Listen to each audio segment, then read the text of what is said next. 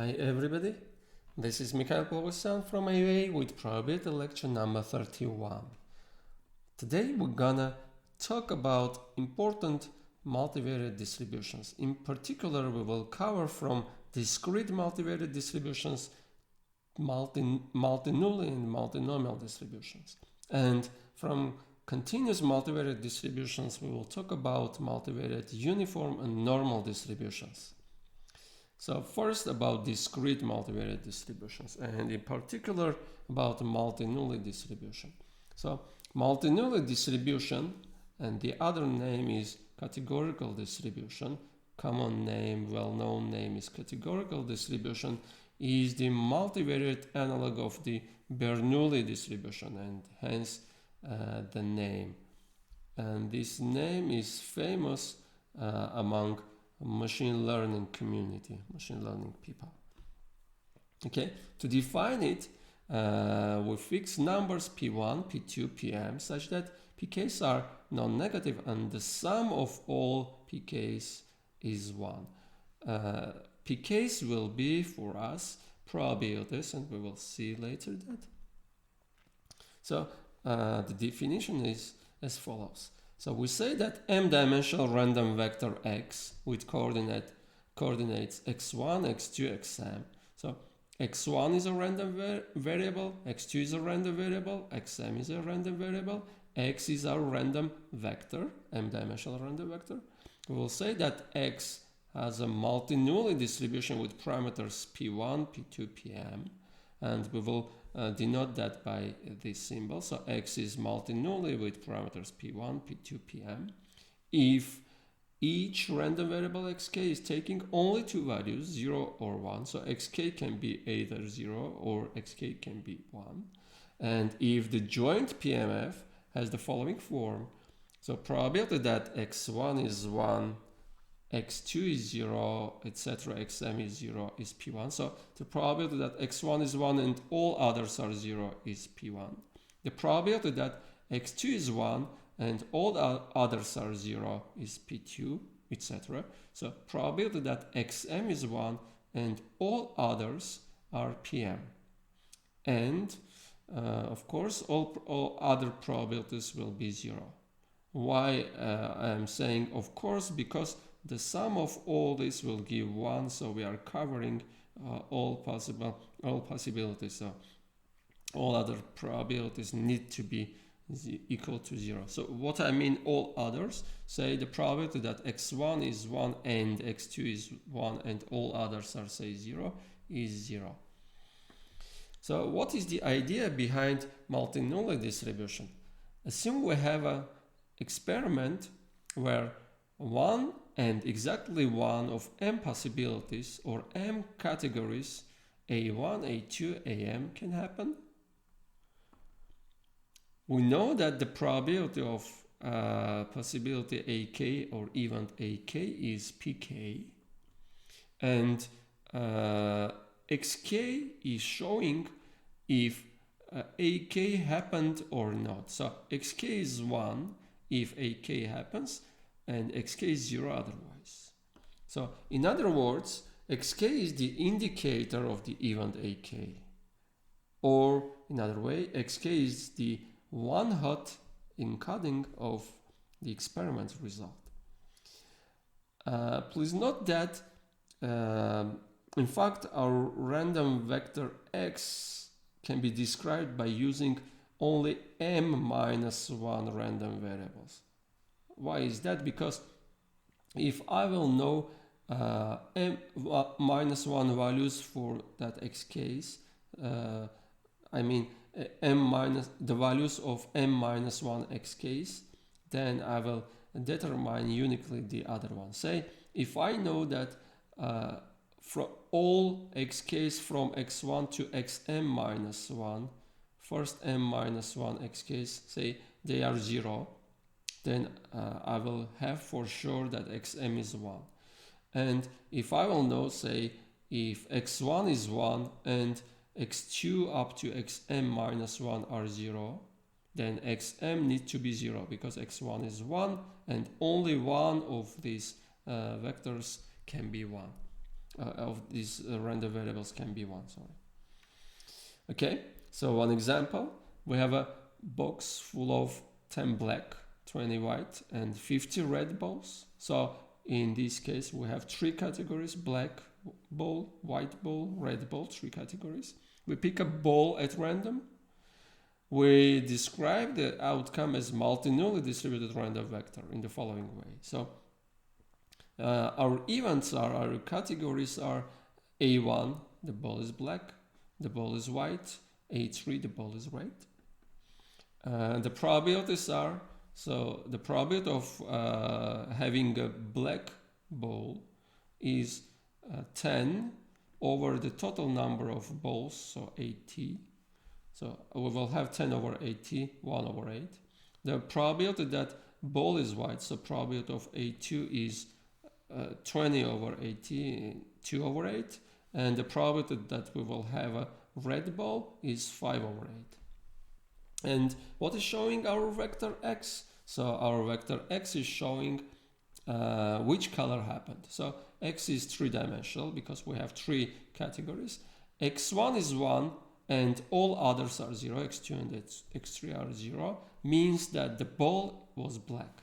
So x2 is 1 means that the ball was white, and in that case x1 and x3 are 0. And if x3 is 1 and x1 and x2 are 0, then that means that the ball was red. So let me just write here. So we can have only these cases. So x can be, so I'm writing vectors in this form, that's why I'm using that transpose sign. So x can be either this, and this will show that our ball taken was black, or x can be this one. This will show that our ball is white. And the other case is when x is 0, 0, 1, and this is showing that our ball is red. So, and we cannot have say 1, 1, 0, because we are picking just one ball. We cannot have this case. So this cannot happen. Okay. So let's move forward. So the result 0, 0, 1 means that the ball taken was red, and the probability that ball taken is red. So our vector x is 0, 0, 1. That means x1 is 0, x2 is 0, and x3 is 1. This is 5 over 8. Okay, and another example. Bernoulli P distribution is just a particular case of that multinomial distribution. In fact, we can write Bernoulli P is multinomial with parameters p and 1 minus p. So if we will consider this multinomial distribution, that is just Bernoulli P. Why is that? So assume we have an experiment and an event success in that experiment. Assume that the probability of success is p, then the probability of failure is 1 minus p. So in this case, in our experiment, we have only 2 cases, only 2 categories. The one is success, the other one is failure. And only success or failure can happen. The probability of success is p, failure is 1, the probability of failure is 1 minus p. Now, let our random vector x with coordinates x1, x2, 2-dimensional, be defined in the following way. So x1 is 1, x2 is 0 if success happened, and x1 is 0 and x2 is 1. I'm switching the places, 0 and 1, if failure was the result. So our random variable x will have the following PMF. So let me draw that PMF. Maybe it is easier to understand with this PMF. So values of x1, values of x2, x1 and x2 can take only 2 values, 0 and 1, 0, 1, 0, 1. So x1 is 1 means success happened. x1 is 0, that means failure happened. So x1 0, x2 0, we cannot have this case, because if x1 is 0, that means failure, and failure means that x2 is 1. So the probability of x1 is 0 and x2 is 0 is 0. The probability that we will have x1 is 1 and x2 is 1, again 0. So x1 is 1, that means that success, we have success, and x2 is 1 if failure. So we cannot have both success and failure, so this is 0. And the probability that x1 is 1 and x2 is 0, that means that we have success. The probability of that is p, and here we have 1 minus p. So I am writing that here. Okay, so this is exactly the Bernoulli distribution, but for the Bernoulli distribution we are not talking about the failure, because if we know the probability of success, we already know the probability of failure. So Bernoulli P is just a particular case of multinomial distribution with these probabilities. Okay.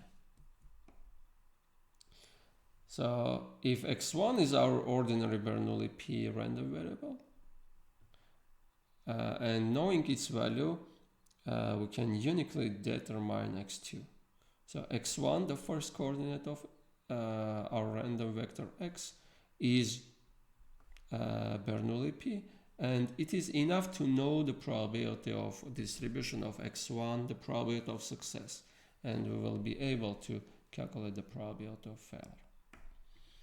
Okay, now assume that x is multinull with parameters p1, p2, pm, and we are going to see what are the marginals of that multinull distribution. Well, it is not so hard to prove that x case, the distribution of case coordinate, will be Bernoulli with pk, probability pk for any k. Say x1 is Bernoulli with probability p1.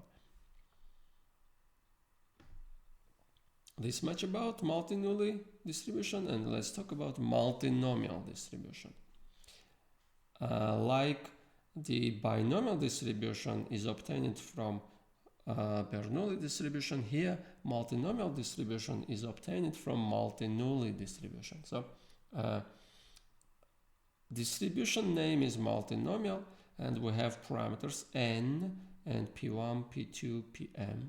So like in binomial case, n will show the number of trials, number of repetitions of simple experiment, and p1, etc. pm will show probabilities. So we will have pk's are non-negative, and the sum of all pk's is 1 again.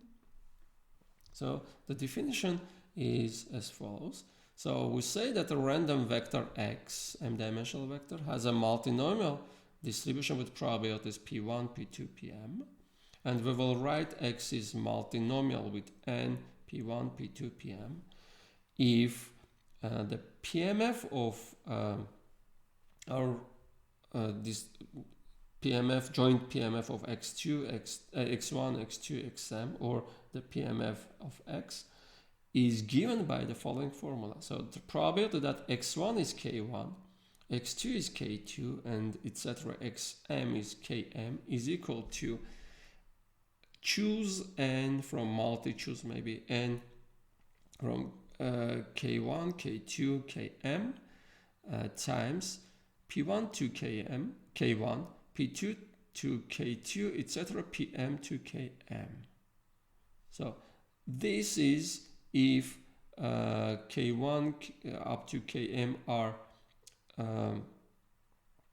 non-negative integers such that their sum is n. k1 plus k2 plus etc. km is n. And this probability joint PMF is 0 in all other cases. So I will explain where this is coming. This is our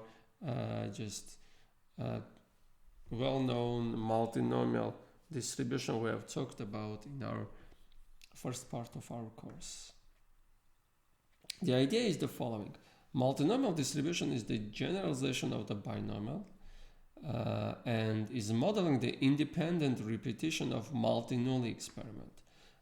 More precisely, we have an experiment and we are repeating. Our experiment is a repetition n times independent repetition of the same simple experiment.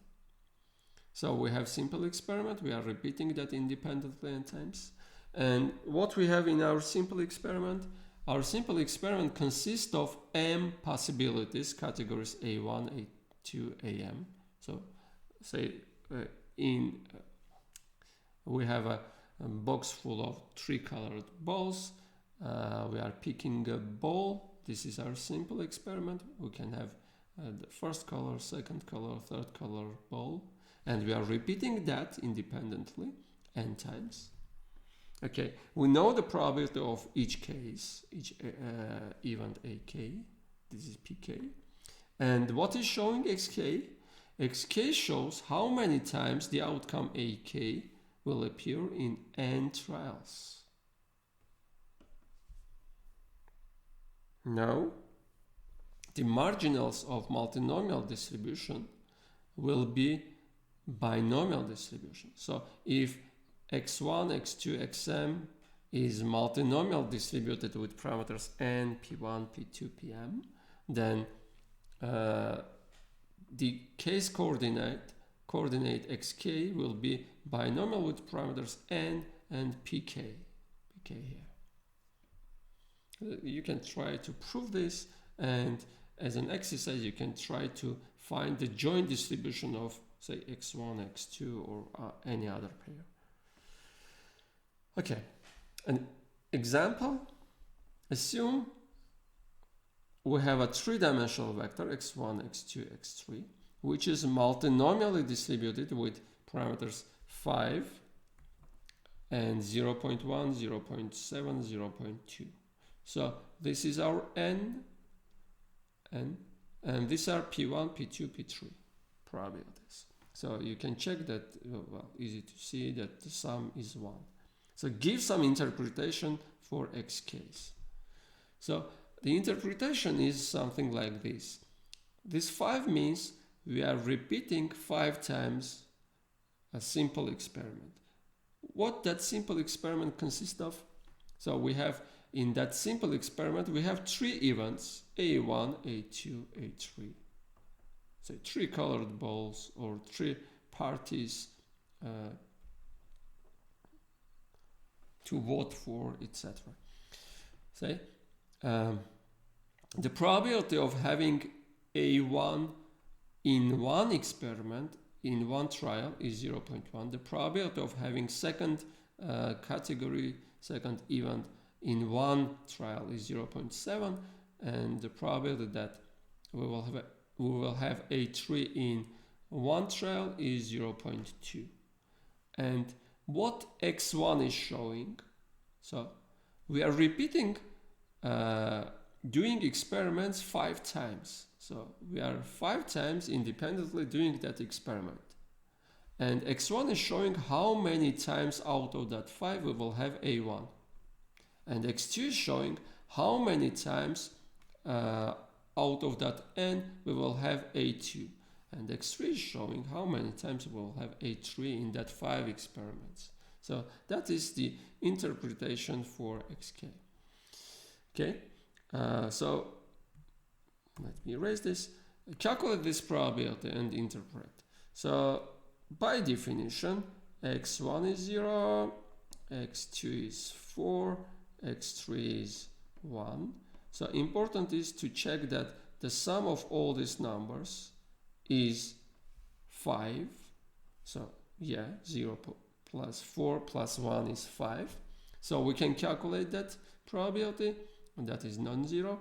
So we will have 5 and choose k1, 0, 4, then 1, times the first probability p1, 0.1, 2 power 0, so this will give 1, times the second probability 0.7, 2, 4, and times the third probability 0.2 to power 1. And let me just write this in the expanded form, and I will not calculate this number. So 5 factorial over 0 factorial, which is 1 by definition, times 4 factorial times 1 factorial, and times that this is 1, so this will give 1, so 0.724 and 0.2 times 0.2. This is this probability, the value of this probability. Interpretation is the following. We are calculating, we are doing that experiment, so we are repeating 5 times a simple experiment with 3 categories with these probabilities to happen. And we are interested, what is the probability that the first category will not happen, A1 will not happen, A2 will happen 4 times, and the other one will be A3. And this is that probability. Now, we are asked to calculate this. Well, easy to see that the sum is not 5. So, in fact, this cannot happen. If we are doing that experiment 5 times, and one of these categories need to happen, and exactly one need to happen in each case, in each trial, then we need to have that the sum of these all 3 needs to be 5. So I cannot do that experiment 5 times and have only once A1, only once A2, and only once A3. And what about that other 2 experiments? What are the results of that experiment? So in fact, this probability is 0. Okay. So the next example, 10 AUA instructors are choosing independently at random 1 AUA student each for some committee. So we will have 10 students. The same student can be chosen by different instructors, say, because of that independence assumption. So we know that the proportion between the number of business, CSE and EC students is, say, 8 to 3 to 1. And we are asked to calculate the probability that among that 10 chosen students, we will have exactly 3 business students, 5 CSE and 2 EC students. Okay, so I want to model this by a multinomial distribution. So to that end, let B be the number, number of business student chosen among that 10. So say C is number of CSE students, and let E be the number of EC students chosen among that 10. And the number of repetitions, number of trials, we are choosing 10 students. So 10 times we are choosing a student and independently. So n is 10. Okay. Now we need to calculate what is the probability that we will choose a business student. So business student. The proportions are 8 to 3 to 1. So this is 8 over the sum, so 12. So, well, I can cancel 2 over 3. P2 is probability that we will have CSE student. This is 3 to 12, 1/4. And the probability that we will have English and communication student is 1/12. Okay, now I can model my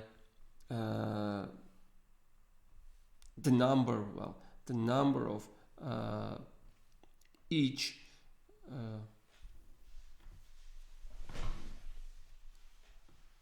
college students in the following way. So B, C, E, sorry. So let me erase this. So B, C, E. This vector has the following distribution. So multinomial with n is equal to 10, and with probabilities, probabilities are 2/3 for business, then for computer science is 1/4, and then for EC 1/12. So this is the model for the number of students chosen in that 10 trials. Okay, so now we are asked to calculate the following probability. So we want to calculate the probability that we will have exactly 3 business students. So number of business students is 3. Number of CSE students is 5, and number of EC students is 2.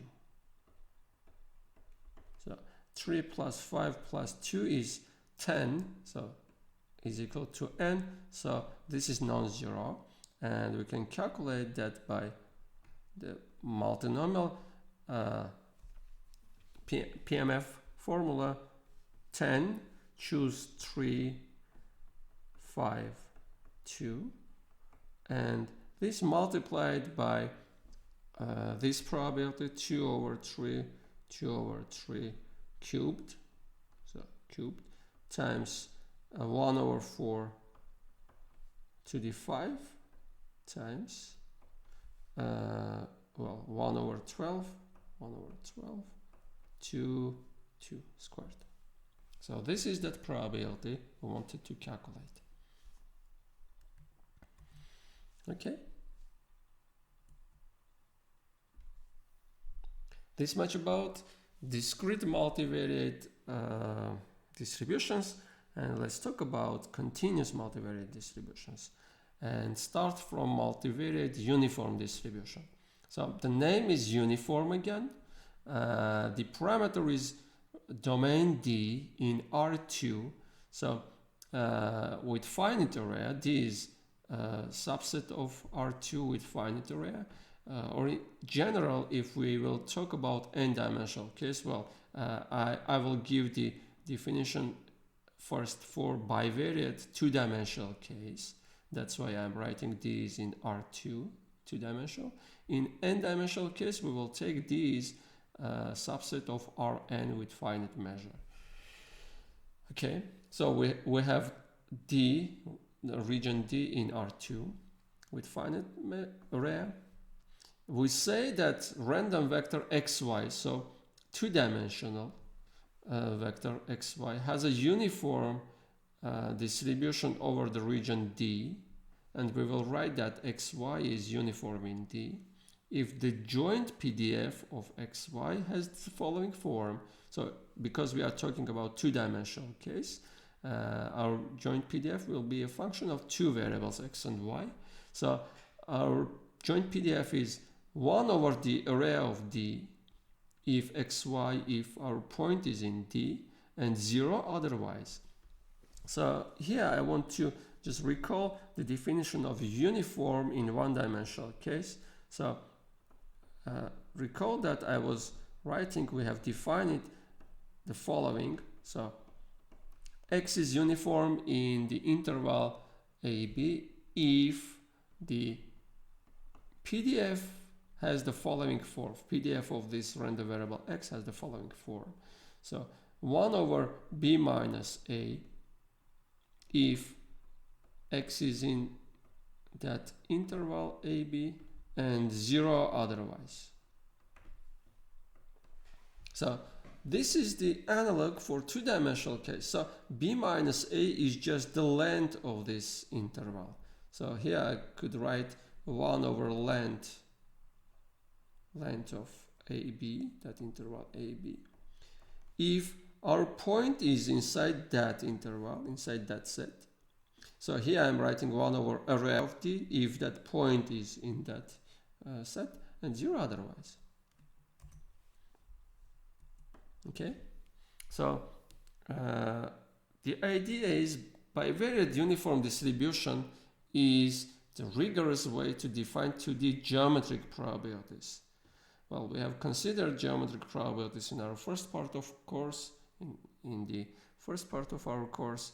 So we were talking then about the uniform distribution. So it is modeling experiments of choosing a point in D at random uniformly. So if we will take two subregions, let me draw, say this is our D. If we are picking a point at random from D, and if I will take two subregions here with the same area, two subregions with the same area, then the probability that my point, picket point, will be here or it will be here are the same if, of course, they have the same area. And we know how to calculate that probabilities. The probability that my point will be here is the area of this set over the total area of D, set T. Okay, sorry.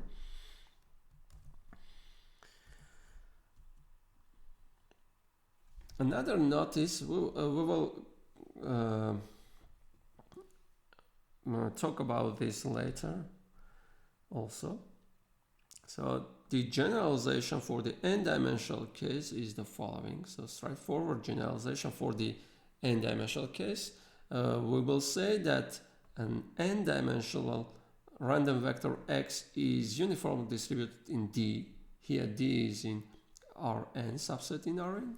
If the joint Pdf of x has the following form: f of x, here x is n-dimensional vector, n-dimensional point. So f of x is 1 over the volume of D, n-dimensional volume of D, if x is in that set D, and 0 otherwise. So this is the general definition of uniform distribution in n-dimensional case. In all cases, 1D, 2D, and ND, the definition of uniform distribution over some region D was the following. Pdf is constant on D and 0 outside of D. So our Pdf has the following form for uniform distribution. It is some k, constant k, if x is in that set, and 0 outside of that set. So the constant k is determined from the property that the integral of f need to be 1 over the whole space. So this is becoming 1 over the volume of D, or the area of D, or in one-dimensional case the length of D. Okay, so this is a graph. This figure shows random points xy generated from uniform over this rectangle 0, 4 and 0, 2. Above, by the way, here you can see that our points are not concentrated at somewhere and some places, and they are in some sense uniformly distributed over the whole rectangle 0, 4 times 0, 2.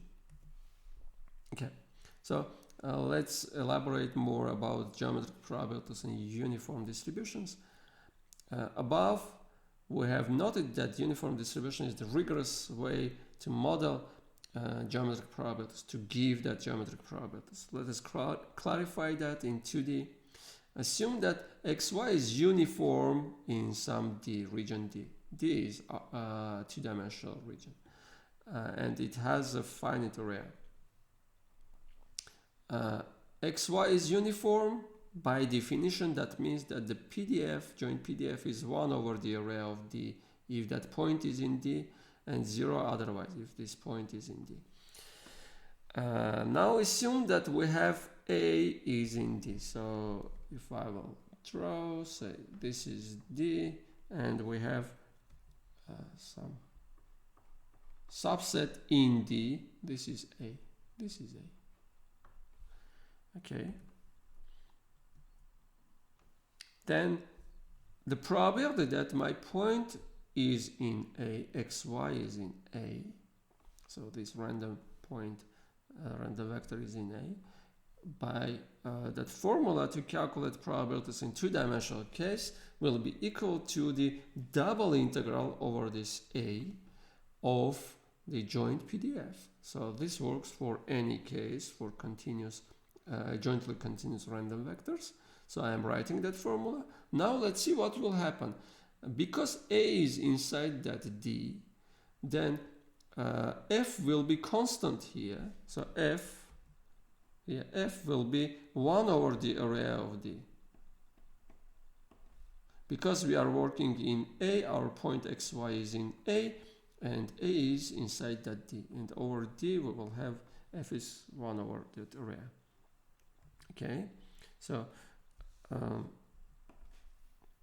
because A is in D, I will have 1 over the area. Because this is constant, I can take that out. I will have 1 over area and a double integral over A of 1 dx dy, and double integral of 1 over some set is the area of that set. So we will have area of A over the area of D. And this is exactly what we were doing for calculating geometric probabilities. So the probability, we are picking a point at random in D. The probability that my point will be in A is the area of A over the area of D. So when we are dealing with uniform distributions, we can calculate by using geometric probabilities. Okay, so let's move forward and solve problems. The first problem about bivariate uniform distribution is the following. So assume we have a point XY which is uniformly distributed in D, and D is the triangle with vertices 0, 0, 1, 0, and 0, 1. So let me draw it here.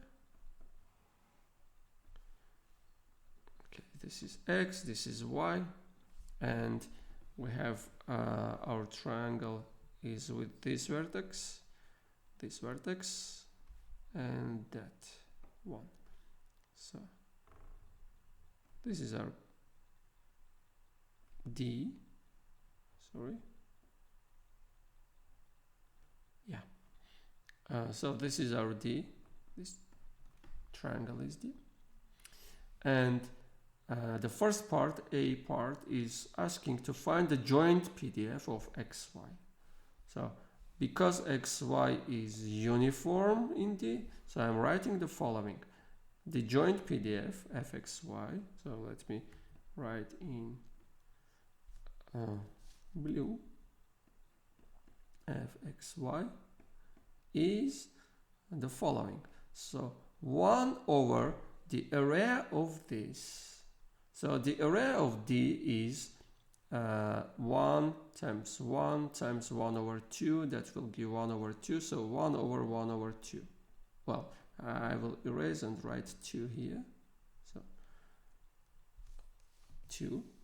If our point XY is in D and 0 otherwise, XY is not in D. Okay, so this is the joint PDF of our random vector XY. Now find the marginal PDFs maybe, of X and Y. Okay, so let me find that marginal PDF. Say I will do the calculation for X, and you can do similar calculation for Y, And by the way, because our domain is symmetric with respect to x and y, so if I will change the names, I will write y here, x here, this will be the same. So because our function is symmetric too with respect to x and y, then I will have the same function for the PDF of y as for the PDF of x. So I am calculating only that. The formula, general formula to calculate that marginal PDF is the following. I am integrating out the other variable, so y, integrating from minus infinity to plus infinity from the joint PDF. So dy.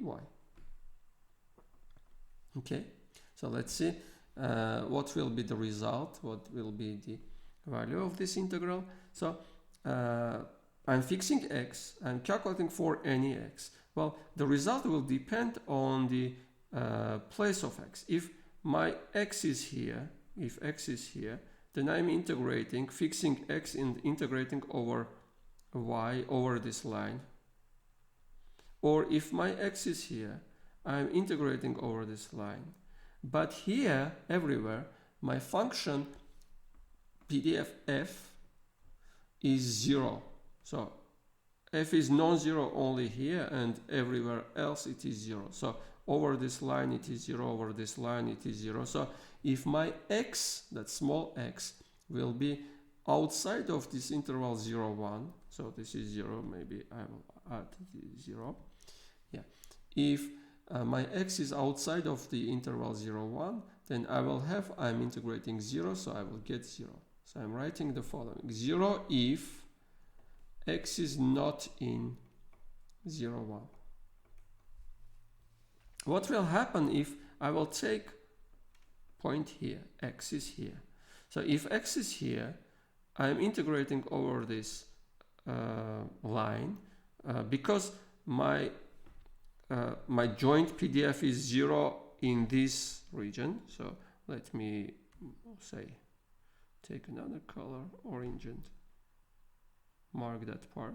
So in this part and that part, my joint PDF will be again 0. So it remains to integrate only in this region. So I am integrating from 0 to this point. And how to find this point?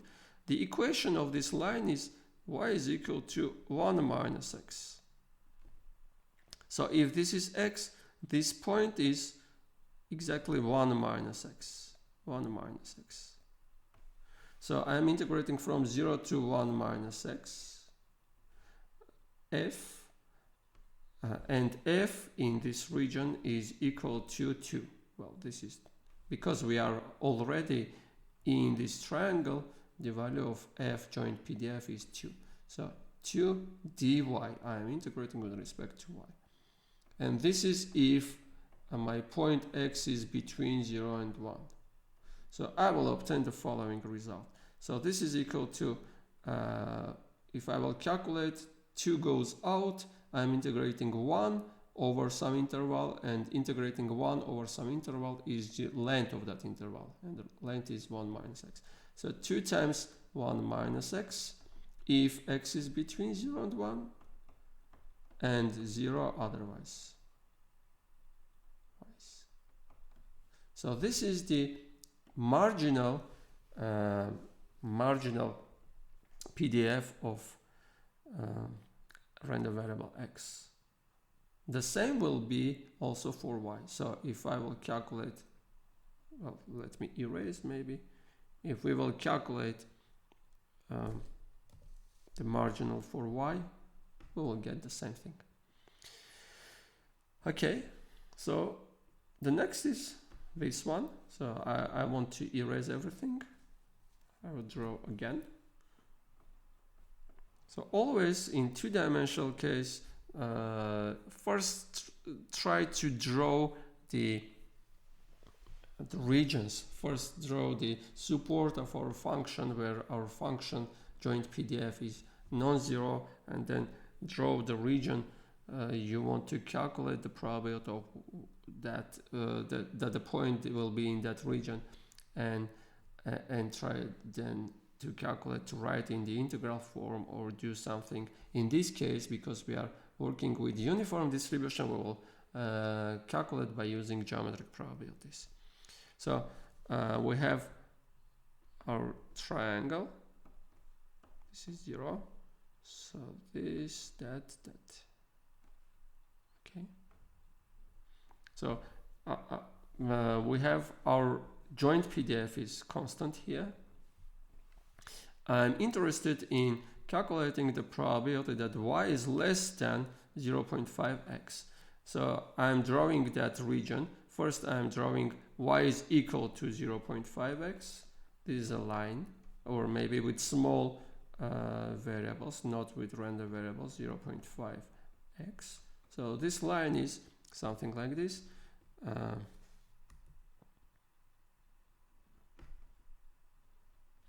So this line is y is equal to 0.5x. And if I will add the equation, this is y is equal to 1 minus x. Okay, so we want to have not exactly equal to 0.5x, y is equal to 0.5x, but we want to have y is less than 0.5x. That means that we need to have the region under that line, but because the support is this, we are calculating the intersection of that support with that region under that line, and we are getting this rectangle, triangle, not rectangle, triangle. Yeah. So this is the same as to write. So calculating this probability is the same as to write. Calculate the probability that my point xy will be in A, where A is this triangle. Okay. Well, I can integrate, of course, the joint PDF over A, but because we are working with uniform distributions, I'm calculating with geometric probabilities. So the probability that my point will be here is the area of A over the area of D. D was this triangle. And this is easy to calculate. So the area of D was 1 over 2. We have calculated that area of D. And area of A is, well, I need to calculate the height of this triangle. How to calculate that? First, let's calculate this intersection point. Okay, so I need to find the intersection point. So I'm solving simultaneously these two equations. So y is equal to 0.5x and y is equal to 1 minus x. So 0.1 minus x is equal to 0.5x. So 1 is equal to 1.5x. And this is 3 over 2. X will be 2 over 3. So I'm not interested in the x coordinate, but I'm interested in the y coordinate of this point. So y will be 1 minus 2 over 3, that is 1 over 3. So this height, well, this height is 1 over 3. Okay, if I have height, I have base, I can calculate the area of this triangle. So I will have 1 over 2 times 1 over 3. So 1 over 2 times the height times the base. And this is the result. So 1 over 3. I can cancel this. I will have 1 over 3 for the probability. Okay, so I'm erasing this and I'm solving the last part of this problem. So I need to calculate conditional probability. Okay, first I'm writing this by using the definition of conditional probability. So probability that this and that, the probability that x is between 0 and 1 over 2 and y is between 0 and 1 over 2. And this is divided by the probability of this. So probability that y is between 0 and 1 over 2. Now I am drawing that geometrically. Again, my region, so x, y. This is 1, this is 1, this is 0, this is my, well, let me skip marking. Okay, so this is my D. Now, say I want to calculate this probability. For that, I need to mark my region. So y is between 0 and 1 over 2. So this is 1 over 2. So y is larger than 0. Okay, the upper part of this half of this space, upper half space, and y is less or equal than 1 over 2. So that means y is under this line. So we will have, in fact, this region, because we need to find the intersection with the support of joint PDF. Okay, so the probability that my point will be here, probability that y will be between 0 and 1 over 2, because again we are working with uniform distribution, we can use geometric probabilities calculation method. So the probability that y will be here, our point, well, let me write in this way maybe, xy is in A, and this is now our A. So the probability that my point will be in this region is the area of A over the, this is A over the area of D. And this is equal to, I need to calculate this area. So how to calculate that? This is a trapezoid. The small base length, I need to calculate this. The equation is y is equal to 1 minus x. Y is 1 over 2. So if I will plug 1 over 2 here, I will have x is 1 over 2. So this is 1 over 2. So I will have that this is equal to that is equal to 1 over 2. So 1 over 2 plus small base plus larger base 1, the length is 1 over 2, so multiply it by 1 over 2, and times the height of that trapezoid, which is 1 over 2, another 1 over 2, over, now the area of D was 1 over 2, so we can cancel one of the 1 over 2's, and we will have 3 over 2 over 2, 3 over 4. Okay, so this was 3 over 4. We have obtained that. And now let's calculate this probability. So I'm erasing this part. And we can use again geometric probabilities calculation.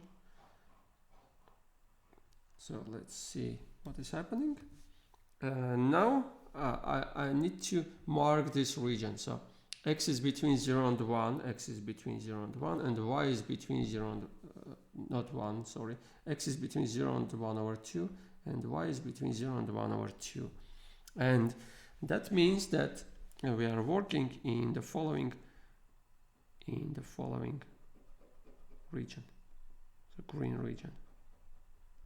So this is our, say, B, this region is our B, and we are calculating the probability.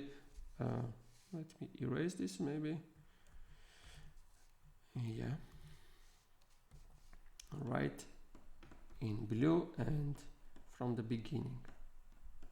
So the probability that x is between 0 and 1 over 2 and y is in the same interval. This is the probability that my point xy is in B.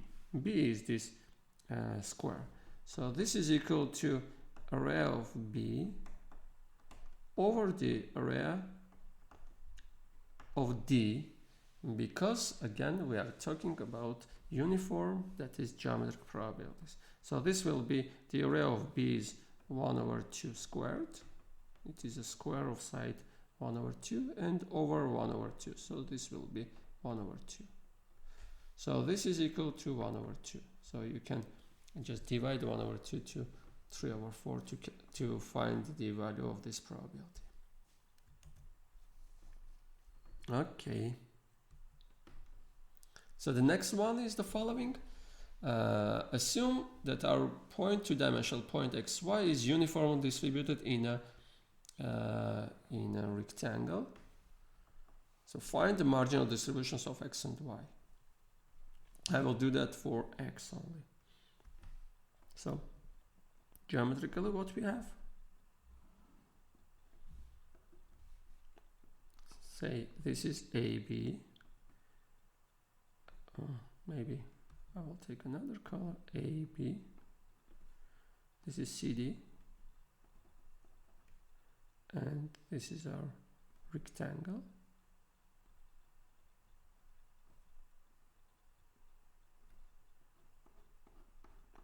So our random vector xy is uniformly distributed in this rectangle. So we want to calculate the marginal distribution of x. So I'm writing what is the joint PDF. So joint PDF of xy is, by definition of uniform, 1 over the area of this. So the area of this rectangle, the area will be b minus a times d minus c.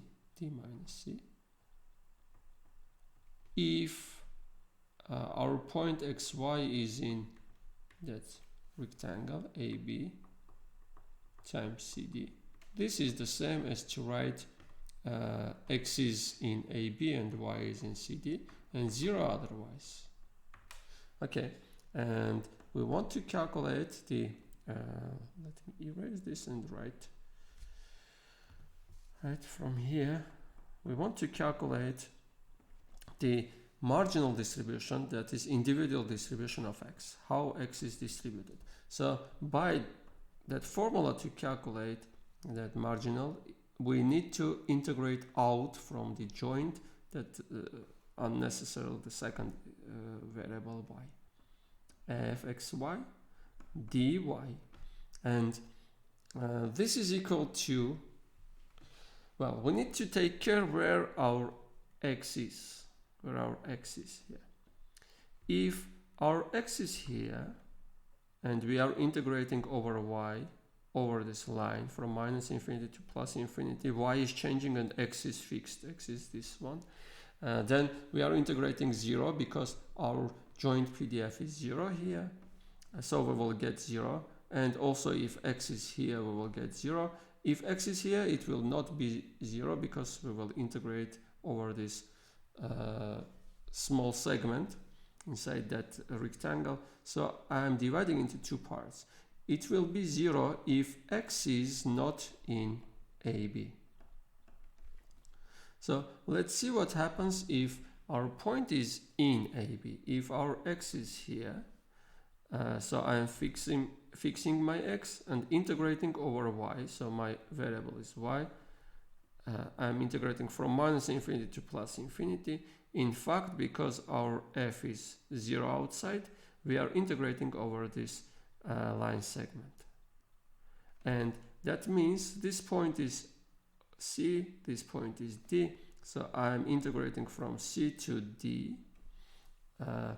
And the value of f here is this constant. So 1 over b minus a times d minus c, and I'm integrating over y.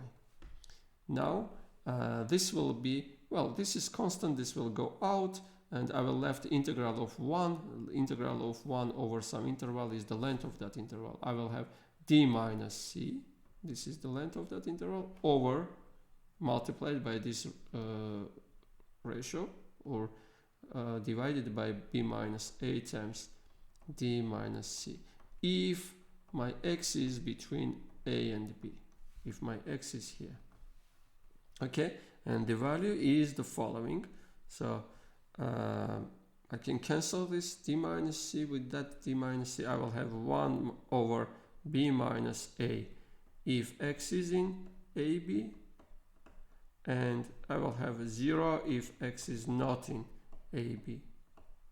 But this is our famous PDF of uniform in AB. So that means that our random variable x will be uniform in AB. Similarly, you can obtain that y is uniform in CD. Okay, so it is important that if we have a uniform distribution over a rectangle, then its coordinates or marginal distributions will be uniform again. But if our region is not, I'm erasing, if say we have this kind of region and we have uniform distribution over this region, that doesn't mean that will not give that the coordinates x and y, this is y, this is x, coordinates x and y will be uniform in the projection, say, in some intervals. This works only for rectangles. Well, in fact, I'm not too correct, not only for rectangles, but for Cartesian products in that case. Well, say if I will have, what I mean by that, if I will have this kind of thing,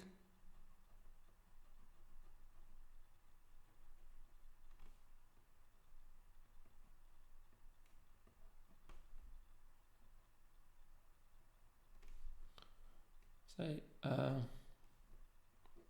this is our D, which is obtained as a Cartesian product of these two sets, this set times this set.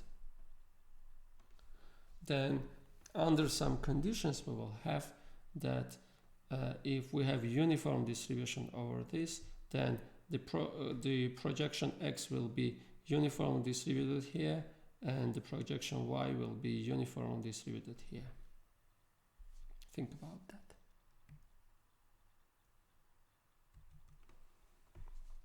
Okay. So the next one is about R code. So the problem is asking to write an R code to generate random points from uniform D, where D is a rectangle and D is a triangle with these vertices. I will do this with separate video. So the R coding part I will do in separate video. So let's move forward and talk about multivariate normal distribution. So multivariate normal distribution. Above we have seen data generated from bivariate uniform distributions. Well, the uniform distributed points in a rectangle. Now assume we want to make a theoretical model behind this kind of data. Say we have this kind of data and we want to model it. Well, we can see that we have a high density point, high density here, and low density here. So this is not a uniform distribution. So we have high density, low density regions. So it is generated in fact from a bivariate two-dimensional normal distribution. So we are starting from the definition of two-dimensional case, two-dimensional normal distribution, which is called bivariate normal distribution. So to define that two-dimensional normal distribution, we need two multidimensional parameters, two parameters. So two-dimensional vector mu and 2 times 2 matrix sigma. So say our vector mu has coordinates mu1, mu2. We will call mean, this is mean, and we have a matrix sigma. We will call that covariance matrix, and we need to have that matrix is symmetric positive definite. So sigma 1 1, sigma 1 2, sigma 2 1, sigma 2 2. It is symmetric, so this is equal to that. So sigma 1 2 is equal to sigma 2 1, and it is positive definite. I will give that definition and characterization of positive definite two-dimensional matrices next. So what it means that we have positive definite symmetric matrix. So sigma is symmetric positive definite if and only if one of these happens. So if sigma is symmetric and all eigenvalues are positive, or if sigma is symmetric and all leading principal minors are positive. So what that means in two-dimensional case, sigma 1 2 is equal to sigma 2 1. So this is symmetry. So let me draw that matrix maybe. This was our sigma. Sigma is equal to sigma 1 1, sigma 1 2, sigma 2 1, which is equal to sigma 1 2, and sigma 2 2. So in which case this will be positive definite symmetric matrix. Well, this is symmetry, and leading principal minors are the determinant of this matrix. So one-dimensional determinant, just this number. So sigma 1 1 is positive, and the other second order leading principal minor is this one, determinant of this. So the determinant is positive. So the determinant is this times that, sigma 1 1 times sigma 2 2, minus this times that, and this is sigma 1 2 squared. This is positive. So what are the leading principal minors? Say I will draw three-dimensional case. I'm not writing the elements of my matrix. Say we have some elements here. The first order leading principal minor is the determinant of this. The second order leading principal minor is the determinant of this. And the third order leading principal minor is the determinant of this. So if we have that all these determinants or leading principal minors are positive, then we will have positive definite symmetric matrix. Well, if our matrix is symmetric, of course. Okay. So, and another characterization is through corresponding quadratic forms. So, sigma will be positive definite symmetric matrix, symmetric positive definite. SPD is for symmetric positive definite. If its quadratic form, which is defined in the following way, so quadratic form for sigma at the point x, it is the transpose of x times that sigma times x. This is positive for any x non-zero. If x is 0, of course this will be 0, but if x is non-zero, we require that that is positive. In that case, our sigma will be symmetric positive definite, SPD. In the expanded way, expanded form, the two-dimensional case will be the following. Two-dimensional quadratic form will be the following. So it here x is two-dimensional vector, so it has two coordinates x1, x2. So this will be sigma 1 1 times x1 squared plus 2 sigma 1 2 times x1 x2 plus sigma 2 2 times x2 squared. And we require that this is positive for any x1 x2 which is not 0 0. Both of them are not 0. So if we have this condition, then we have symmetric positive definite matrix. Our sigma is symmetric positive definite. So how we are obtaining this quadratic form? It is easy. If we have, say, this sigma 1 1, sigma 1 2, sigma 2 1 or 1 2, sigma 2 2. What I am doing, I am multiplying this by, this index is 1 1, so x1 times x1.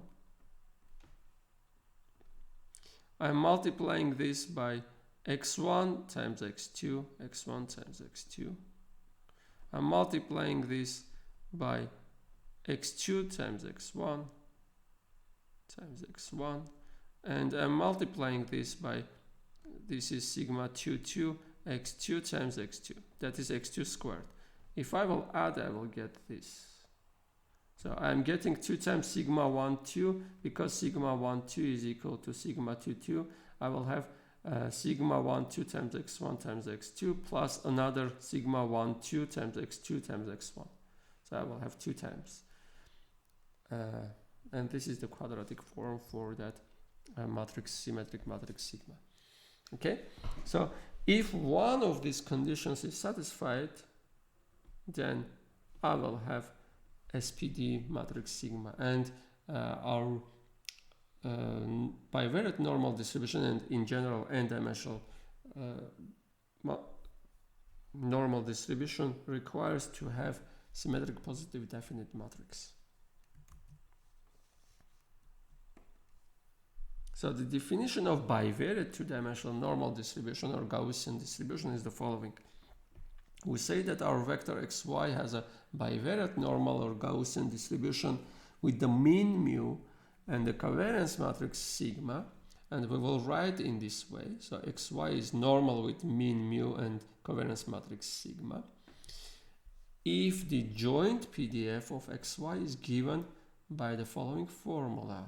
So the joint PDF at the point x is two-dimensional in this case, and x is n-dimensional in the general case.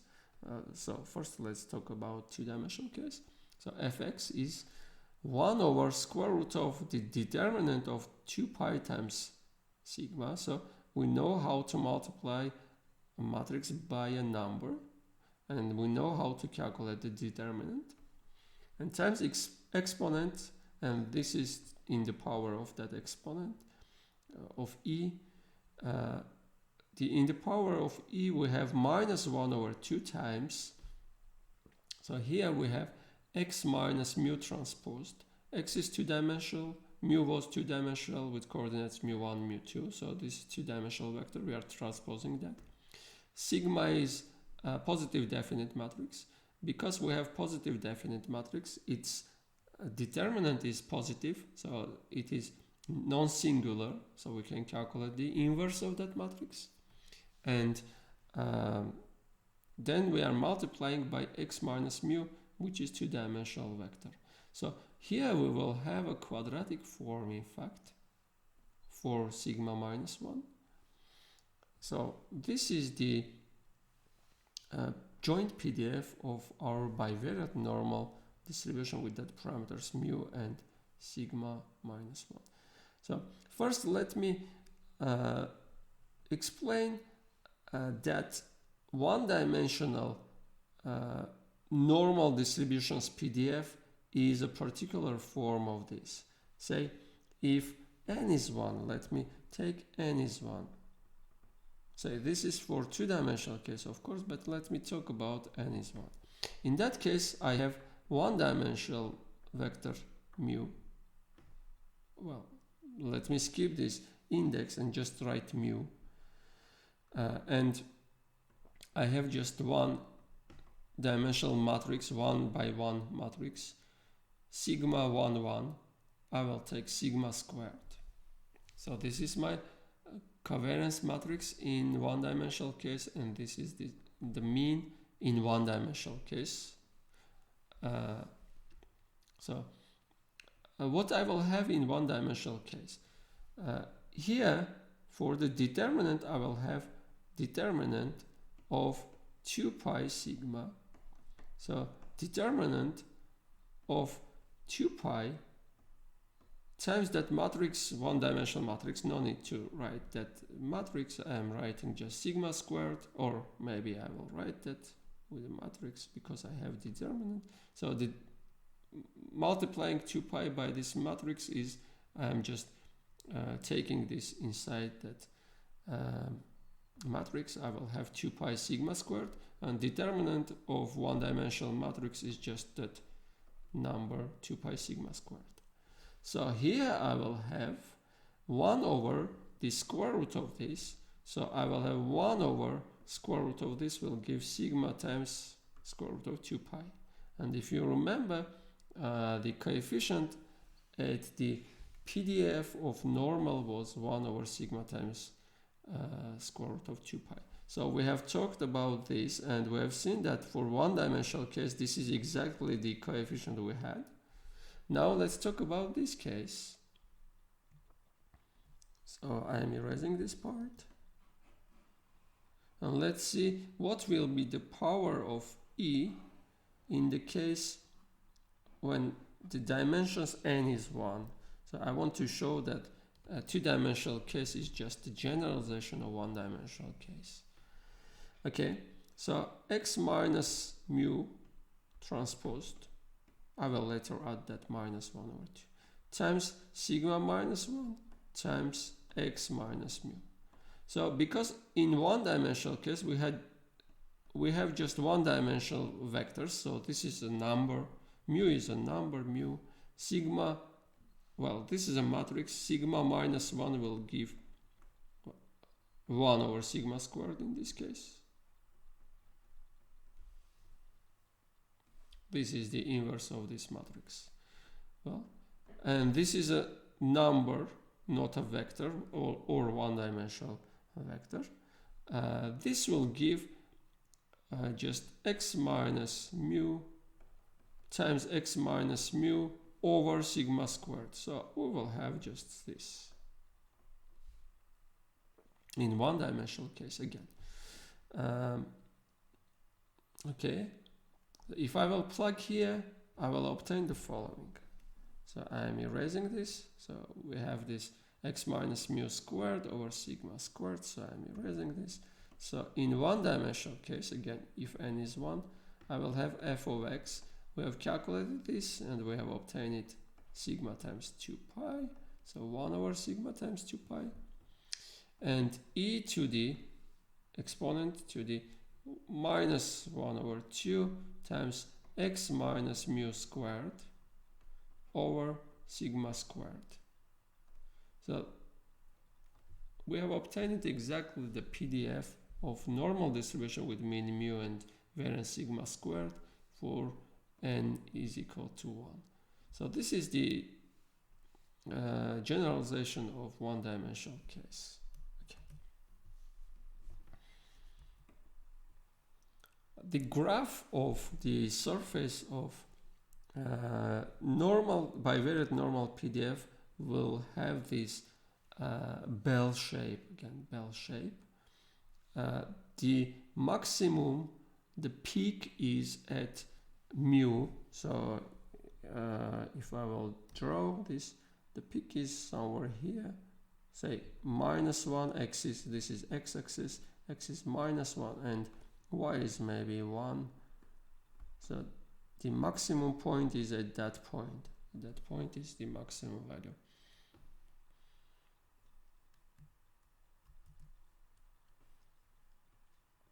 So if I will generate random points from this distribution, most probably most of that points will lie around that point mu, mean mu. In my case, that points will be around minus 1 and 1. I will show some examples soon. Okay, so marginals of multivariate normal distribution. It is remarkable, it is important that the marginals of normal distribution, two-dimensional normal distribution, will be again normal. So if xy is a two-dimensional or bivariate normal distributed random variable with a random vector, this is vector, random vector with parameters mu1, mu2, this is the mean, and covariance matrix sigma 1, 1, sigma 1, 2, sigma 2, 1, sigma 2, 2, then x is normally distributed with this mu1 and variance sigma 1, 1, so this is the variance, and y is normally distributed with the mean mu2 and variance sigma 2, 2. So geometrically, x will be centered at mu1 and with the variance sigma 1, 1. Y will be centered at sigma 2 and the variance will be sigma 2, 2. And these numbers, which are equal to each other, so sigma 1, 2 and sigma 2, 1, will show the relationship between x and y. And this is called the covariance of x and y, and we will talk about that soon in one of our next lectures. So this is showing the relationship between x and y. Both are showing relationship between x and y. This is the variance of x, and this is the variance of y. This is the mean of x, this is the mean of y. Now some examples, some pictures. So mu is 0, 0, and sigma is 1, 0, 0, 1. So this is positive definite matrix, symmetric matrix, of course. So what I have here? Here I have the PDF graph. So it is symmetric, bell-shaped curve. Here I have the level curves. So if I'm cutting at some with some horizontal plane, then I am getting this. Red means higher values, blue means 0 maybe, or close to 0 values. So what this shows, if I will generate points, most probably they will be here. There is a high probability that they will be here, and with 0 probability they will be here. So in fact, this is the generated points. So I'm generating several thousand points, and I'm drawing. Always I'm drawing from -3 to 3. So -3 to 3. X is from -3 to 3, and Y is from -3 to 3 in all my tree graphs. So -3, 3, -3, 3. And here also. So this is for 0, 0, 0, 0, 1, 1. You can see that I have a symmetric form here. Now I'm changing something. So I'm changing the variances, changing to 2, 2. Mu is again 0, 0. So the center is again at 0, 0. Yeah, center is at 0, 0. But I'm making the variance of x and y equal to each other but larger than 1. So I will have this kind of shape for my joint PDF, and we can see that I have more spread x and y. So the probability that my point will be here is non-zero. Well, I have small probabilities of having these points. Okay, so I have more spread points. So these are generated. I'm generating the same number of points like in the previous case. So I have more spread points around that 0, 0 because mean is 0. You can see. Now what I'm doing, I'm making smaller and equal to each other the variance of x and y. So sigma 1, 1 and sigma 2, 2 are in this case equal, but equal to 0.5. So in this case, I have this kind of joint PDF, and the level curves are like this. By the way, when I was saying the probability is 0, the probability is never 0 for bivariate normal case, because that function PDF is never 0. So I have some probability to have points here, but that probability is very small when I'm going away from the center. So center is again at 0, 0. I'm not changing the center, but I'm changing the variances. So I have more concentrated points. You can see that I have more concentrated points around that 0, 0. Okay, the next one is, so again, mean is 0, 0. I will have around 0, 0 my points, but I'm changing one of the variances to 2.5. So the variance of x is 1, the variance of y is 2.5. So in this direction, I have less spread. So my points are wider in this wider spread in this direction than in that direction. So if I am changing the variance of y, making it larger, then I'm making this I'm making my points to be more spread around that 0, and this is prolongated shape, bell shape surface in the direction of y. This is y, this is x direction, elongated maybe. Okay, so now I am doing the following. So mean is 0, 0 again, but I'm making all my other cases were with 0, 0. So these numbers were 0. Now I am doing that 0.5. I'm making them equal to 0.5. So the variance of x is 1, variance of y is 1.5, and the covariance is 0.5 between x and y. And I will have this shape. So the level curves will be ellipses, but the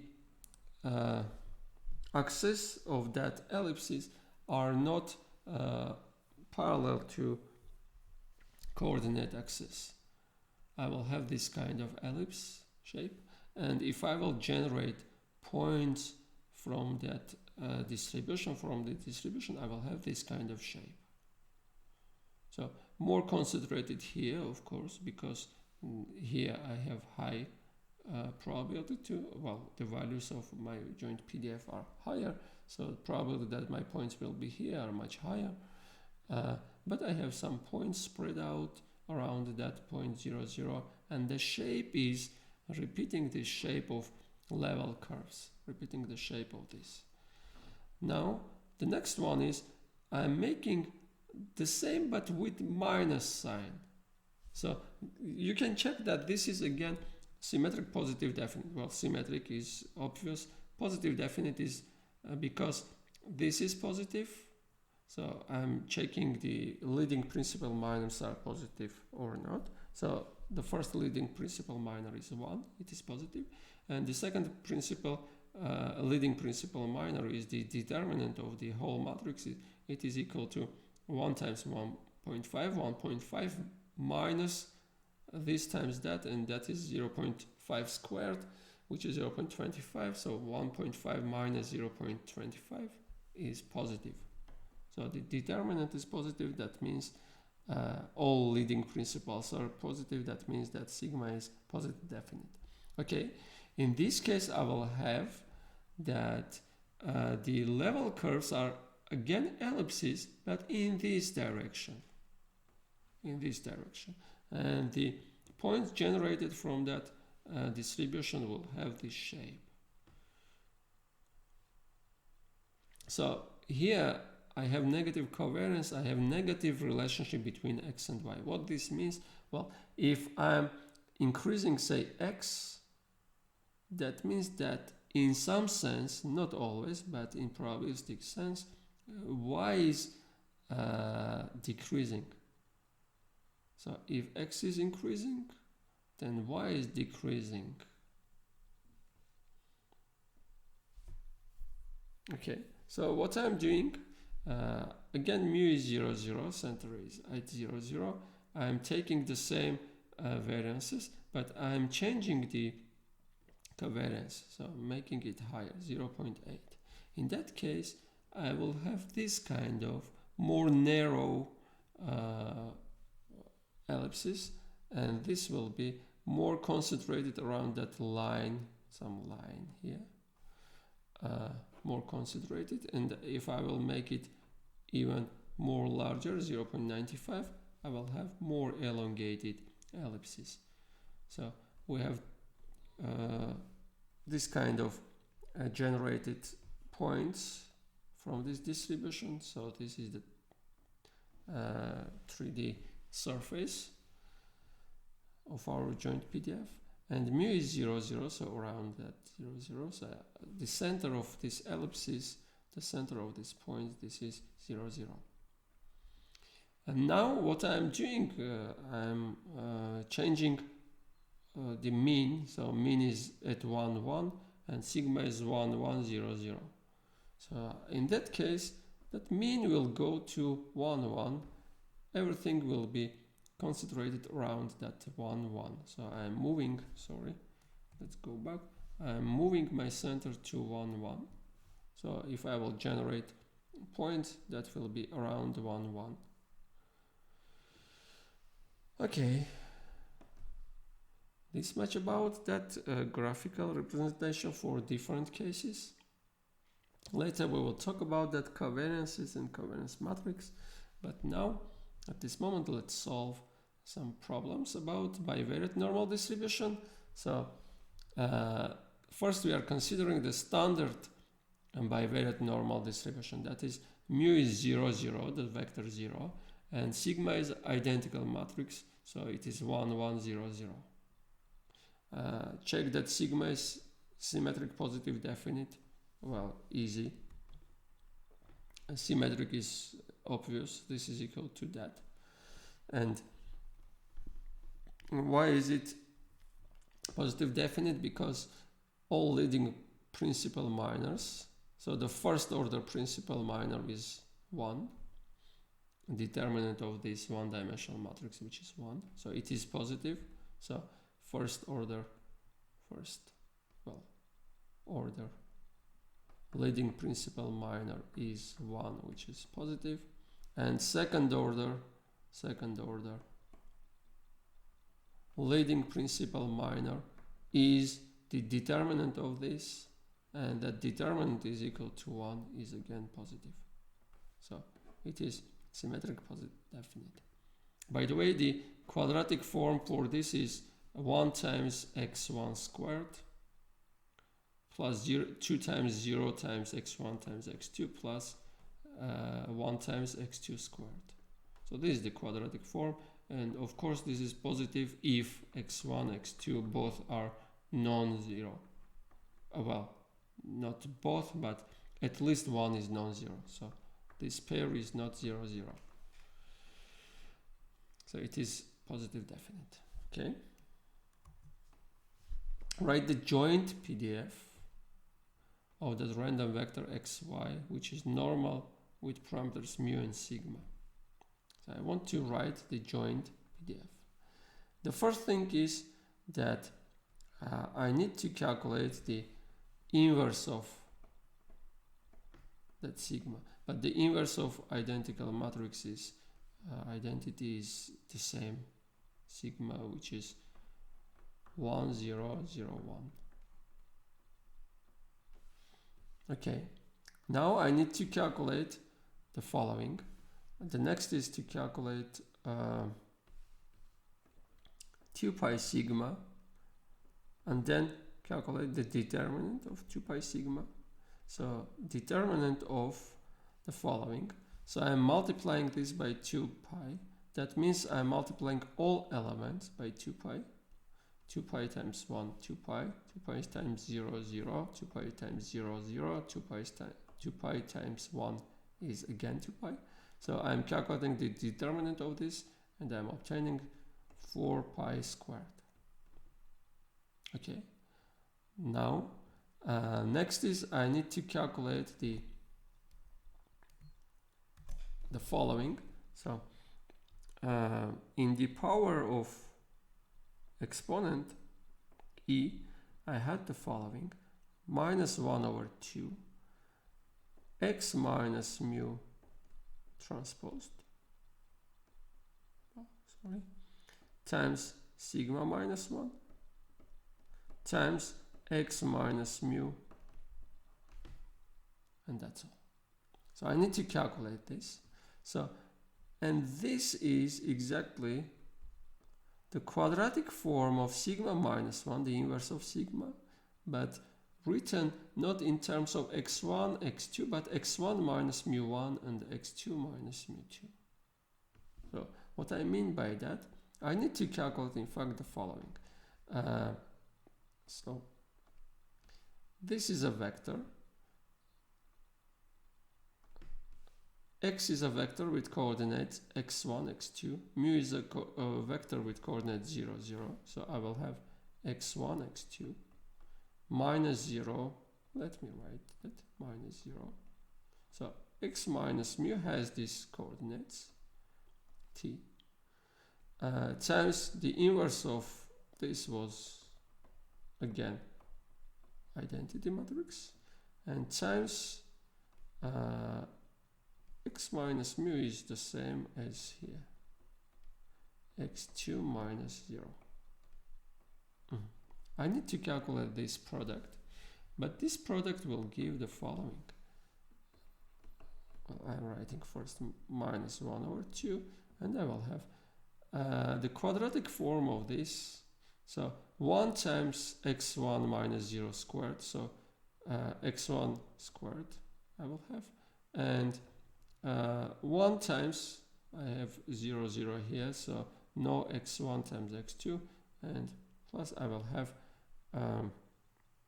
what I will have, yeah, x2 squared. So I have 1 here, 1 times x2 squared. So this is that quadratic form. Now this is in the power of our exponent, and we have calculated the coefficient at that exponent. Okay, so we can plug everything to calculate the value, but usually we are not writing with x1, x2 in two-dimensional case, but we are using x squared plus y squared, the coordinates x and y in two-dimensional case. No need to write x1, x2. Okay, I will write with x and y. So finally, the joint PDF of our random vector will be the following. So first I want to write the formula from the definition. So this was square root of determinant of 2 pi sigma times e to the following power minus 1 over 2, so x minus mu transposed times the inverse of sigma times x minus mu. So in our case we will have the following. So we have calculated this. This was 4 pi squared. So determinant of 2 pi sigma, we are multiplying by 2 pi, 2 pi. The determinant is 4 pi squared, and we are calculating the square root of that 2 pi. Exponent, and we have calculated this power, and we have obtained x1 plus x2 squared, but if I will write with xy, I will have this. So this is the joint PDF of our standard bivariate normal. Standard means mu is 0 and sigma is identity matrix. Okay, so let's solve the next problem. Calculate the probability that p is the probability that x squared plus y squared is less than 2. So I'm erasing this. So I will write that again.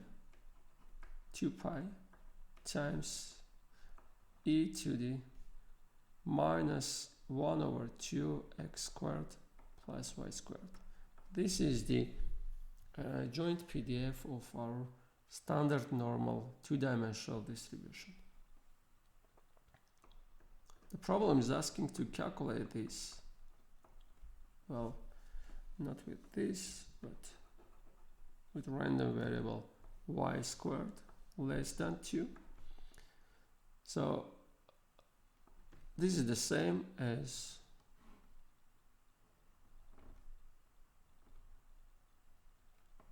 to write this is square root of 2. So this inequality means that my point xy is inside the disk, let me denote that by a, of radius square root of 2 centered at the origin. So this is a, and we are calculating the probability that my point xy will be in a. That means I need to double integrate over that a my joint PDF. This is the formula to calculate probabilities in two-dimensional and multi-dimensional case also. In multi-dimensional case, we will take multi-dimensional integral, of course. Okay, so let me write. So because my f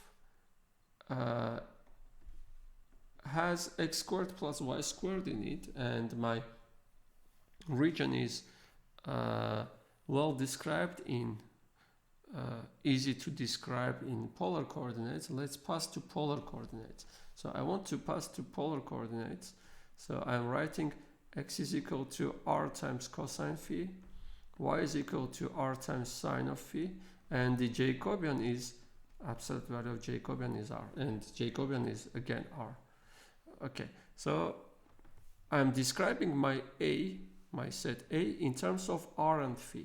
So here, sorry, r is changing from 0 to the radius distance between that point, every arbitrary chosen point xy, and origin is my r, and that is changing from 0 to square root of 2 dr. R is changing from that. So for each fixed r, so if I will fix r, if I will fix, this is my r, and consider all points that have this that distance from 0, so the same r, different phi. Which part is lying in the region? Well, all part is lying, so phi is changing from 0 to 2 pi. Okay, and now I'm writing my function, but I'm writing instead of x r cosine phi, and instead of y r sine phi. So I will have 1 over 2 pi e to the minus 1 over 2. Here I will have r, well, r squared cosine squared plus r squared sine squared. I will left with r squared, and I'm not forgetting to write the Jacobian absolute value and the phi. Well, this is easy to calculate because this is independent of phi, so this will go out to here, not out of there, because this depends on r and we need to integrate to r.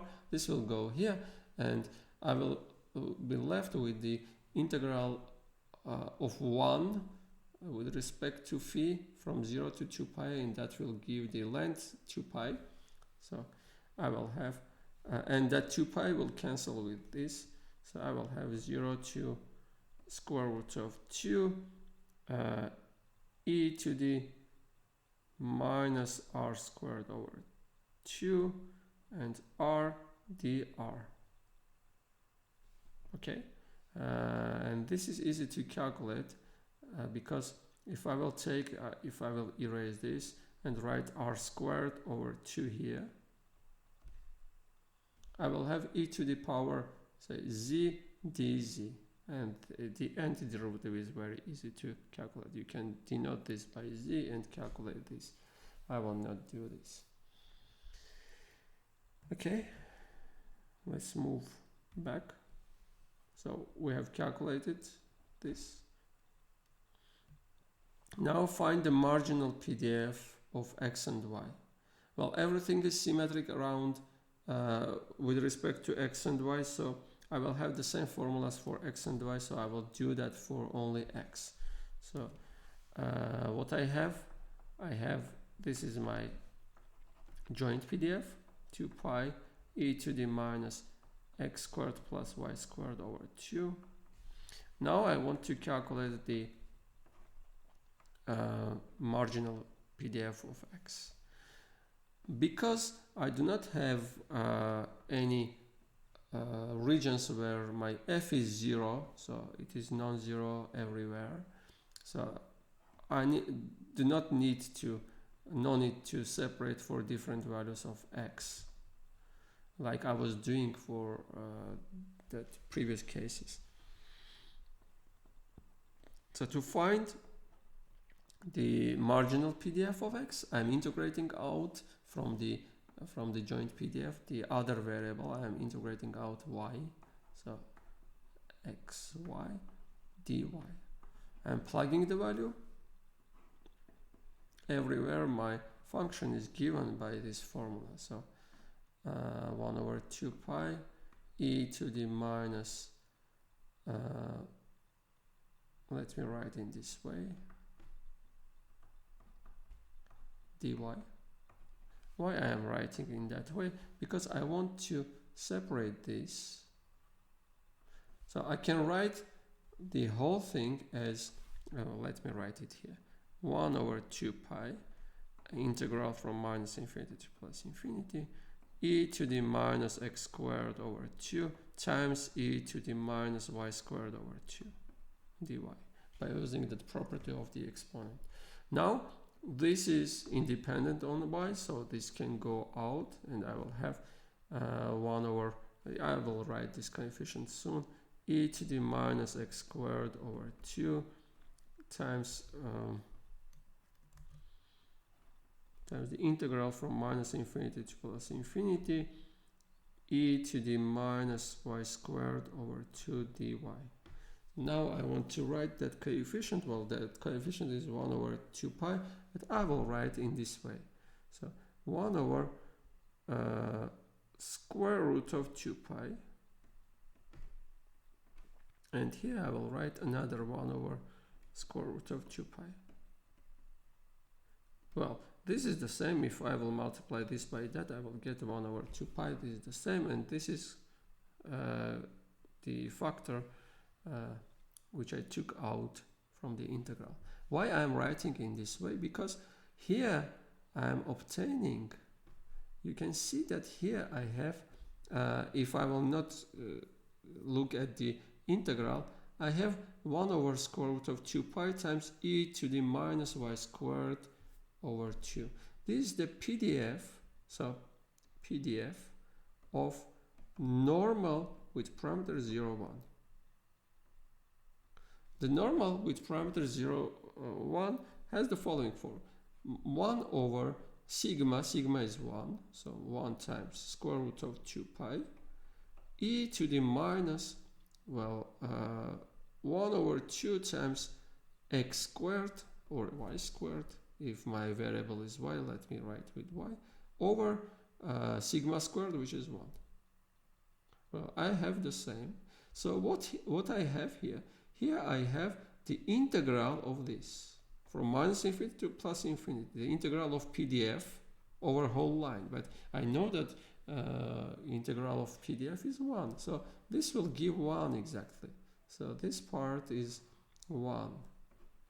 Because this function is a PDF of some random variable. In fact, it is PDF of normal 0, 1. So at the result, in the result, I will have this is 1 over square root of 2 pi times e to the minus x squared over 2. So this is the marginal PDF of x. And again, this is the PDF of normal 0, 1. So I am obtaining that x is normal with parameter 0, 1. So the marginal distribution of x is normal 0, 1. And the distribution of y again will be normal 0, 1.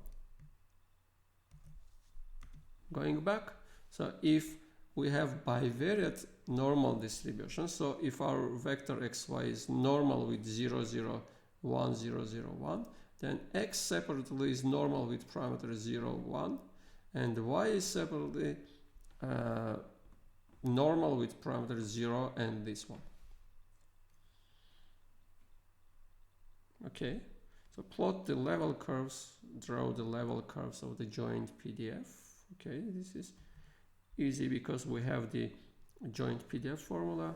So joint PDF was this one. So this is equal to 1 over 2 pi times e to the minus x squared plus y squared over 2. And if I want to find the L level curve, I need to find all points xy satisfying this equality. So if L is negative, I will not have any solution, or even equal to 0. I do not have any solution. But if L is, so no solution, no level curves. And if L is positive, then I can solve this. I will have e to the minus x squared plus y squared over 2 is 2 pi L. So this means minus 1 over 2x squared plus y squared is logarithm of 2 pi times L. And x squared plus y squared will be minus 2 times logarithm 2 pi L. Well, of course, this will have a solution where L is changing from 0, not including 0, to the maximum of this function. Well, what is the maximum value of this function? The maximum value will be here, where this is the minimum value and the minimum value is 0. 0 at 0, 0. So the maximum value will be, in fact, 1 over 2 pi. So we will have non-empty level curves if L is between 0 and 2 pi. Yeah. Oh, sorry, not 2 pi, but 1 over 2 pi. This is maximum value. Even this is included. In that case, level curve will have just 1 point, will consist of 1 point. Okay. So this is my level curve. And what is the, if I will denote this by, say, a squared, under this condition, this will be positive, so this is a squared. So I will have x squared plus y squared is equal to a squared. And this means that the level curves are circles. Level curves are circles centered at the origin 0, 0. And the radius is square root of this. And we have seen these squares in the graphs I was showing, where mu was 0, 0. You can look at that slide with mu is 0, 0 and sigma was 1, 0, 0, 1. In that case, our level curves were circles. Okay.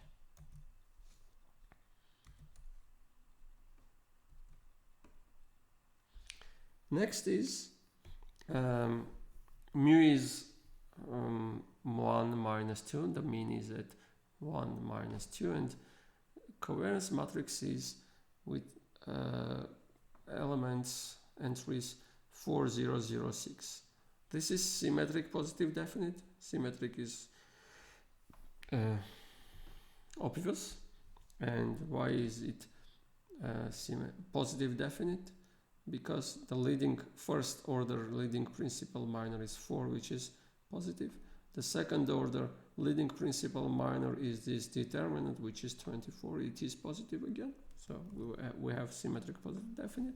Write the joint PDF of this vector. So to write that joint PDF, I'm doing the following things. So let me write here what I have. 1 minus 2.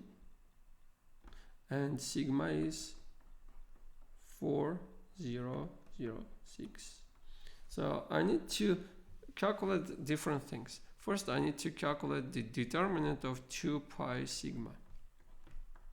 The determinant of 2 pi sigma is determinant of 2 pi times this.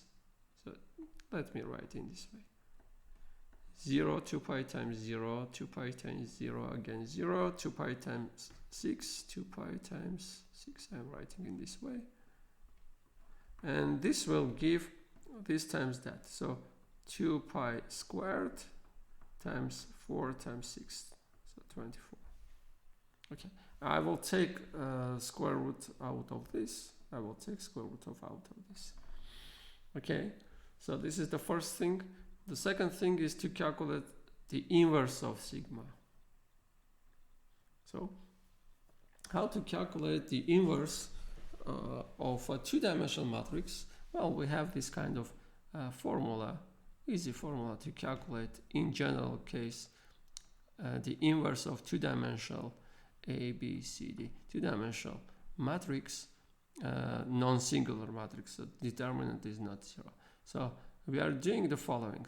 So what I am doing, I'm calculating the inverse of this matrix. So the inverse of that matrix is equal to the following: 1 over the determinant. So determinant is A times D minus B times C, and times, what I'm doing, I'm changing the places of A and D, so D and A, and I'm not changing the places, but changing the signs of these two elements,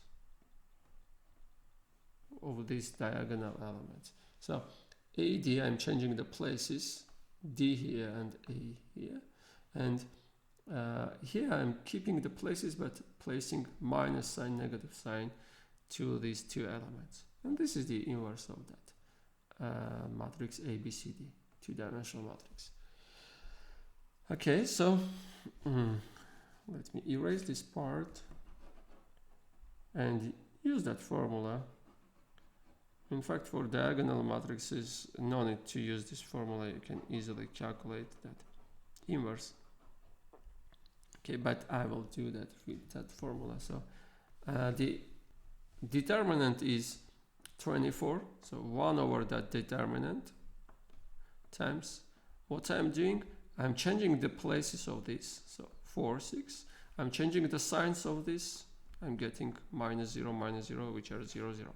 So I'm multiplying all elements by 1 over 24. So I will have 6 over 24, 1 over 4, 0, 0, 1 over 6. Well, in the diagonal case, I will have 1 over this element, 1 over that element. This is easy to prove. Okay, so I have sigma minus 1. Now what I need to write in the exponent of my PDF, I need to have the following: 1 over 2. Here I need to write x minus mu transposed times sigma minus 1 times x minus mu. Okay. How to calculate this? This is the quadratic form for sigma minus 1, but written not in terms of x1, x2, but in terms of x1 minus mu1, x2 minus mu2. Because I am calculating x minus mu, this is x1 minus mu1, x2 minus mu2. Or I will write with not x1, x2, but xy, small xy, because in two-dimensional case, it is more convenient to work with x and y. Okay, so I will have the following: minus 1 over 2.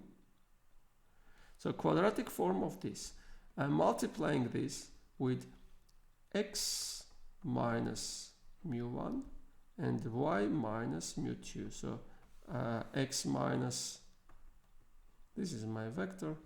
Let me erase this and write, this is x minus 1, mu1 is 1, so x minus 1, and y minus 2, y plus 2. So I have this. Okay, now I'm writing that quadratic form, so I will multiply this with x minus 1 times x minus 1, this squared. So 1 over 4 times x minus 1 squared. Plus 2 times this multiplied by this times that, but no need to write that because this is 0. And plus 1 over 6, this element, times y plus 2, y plus 2 squared. This is the quadratic form of sigma minus 1 with element x minus 1, y plus 2 at that point. And this needs to go to the power of our exponent. Now I am writing the joint PDF. So joint PDF of xy is equal to 1 over square root of the determinant of 2 pi sigma. So square root of this, I will have 2 pi times 2. So 2 pi times 2, 4 pi square root of 6 times exponent e to the this power 1 over 4 x minus 1 squared plus 1 over 6 y plus 2 squared. This is the joint PDF of our normal distribution with this mean and this covariance matrix. Sorry. Yeah.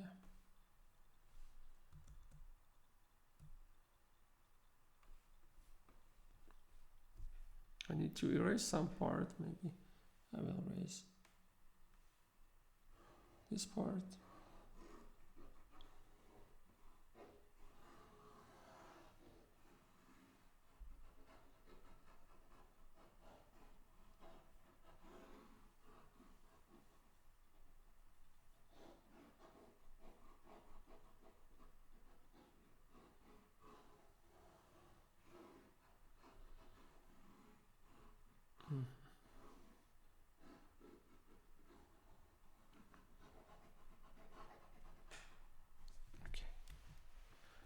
Go back. Calculate the probability that x is between -1 and 3. I can erase even this. And y is larger than 2. So probability that x is between -1 and 3. I'm keeping this because I will use this. Probability x is -1, 3 and y is not 2. Okay. So we are asked to calculate the following. X is -1, 3 in the interval -1, 3 and y is larger than 2. So I need to integrate, double integrate over this region. So let me draw that region, then describe that by x and y. So this is x, this is y. X is from -1 to 3. So this is -1 to 3. And y is from 2 larger than 2. So I will have the following region. I'm integrating over this a. So I will write, this is double integral over a of joint PDF. This is the joint PDF of x, y, dx, dy. And this is very easy to describe this region in terms of x and y. So x is between -1 and 3, -1, 3 dx, and integral from 2 to plus infinity. Y is changing from 2 to plus infinity for any fixed x. If I am fixing x and integrating over y, y is changing from 2, this is 2 to plus infinity. And here I need to plug this value. So yeah, let me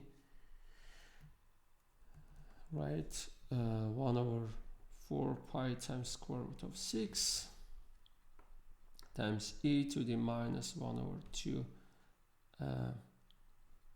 1 over 4 x minus 1 squared 1 over 6 y plus 2 squared. Now I want to show how to calculate this.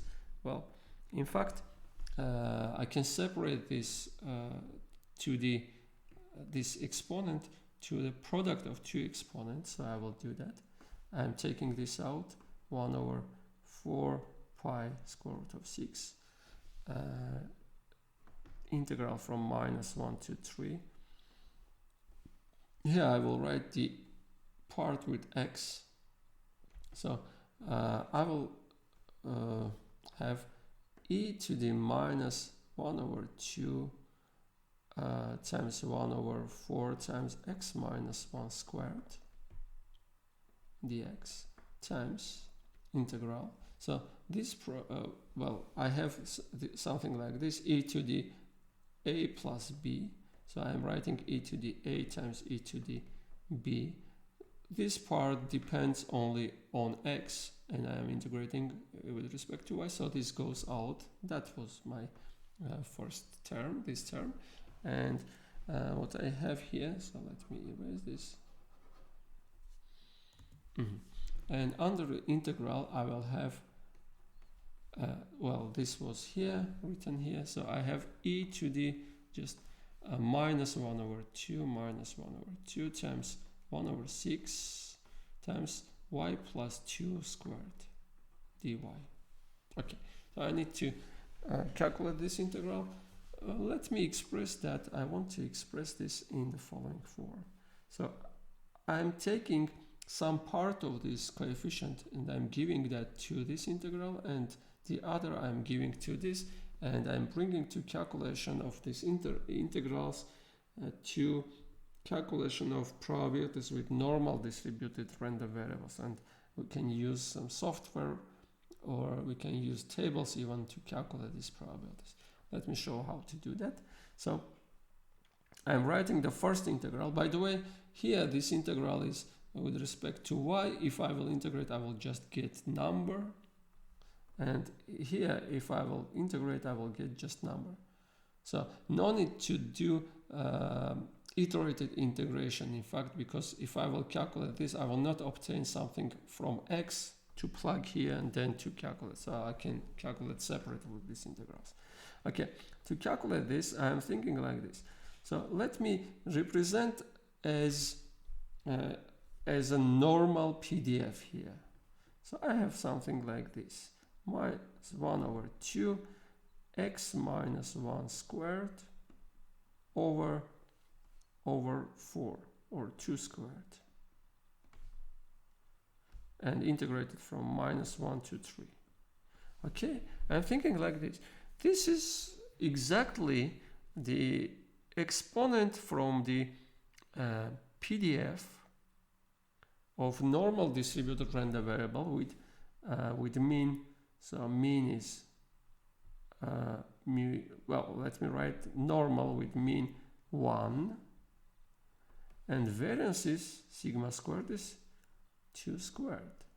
So I need to have, if I will have only the following coefficient. So I'm writing, I need to write sigma times square root of 2 pi to have one-dimensional normal PDF.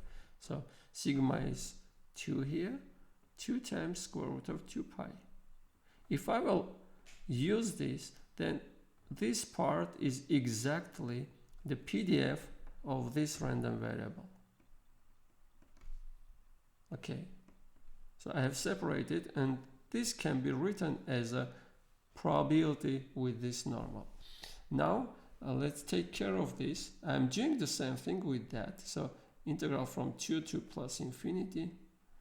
I'm representing this in the following form: minus 1 over 2 y plus 2 squared.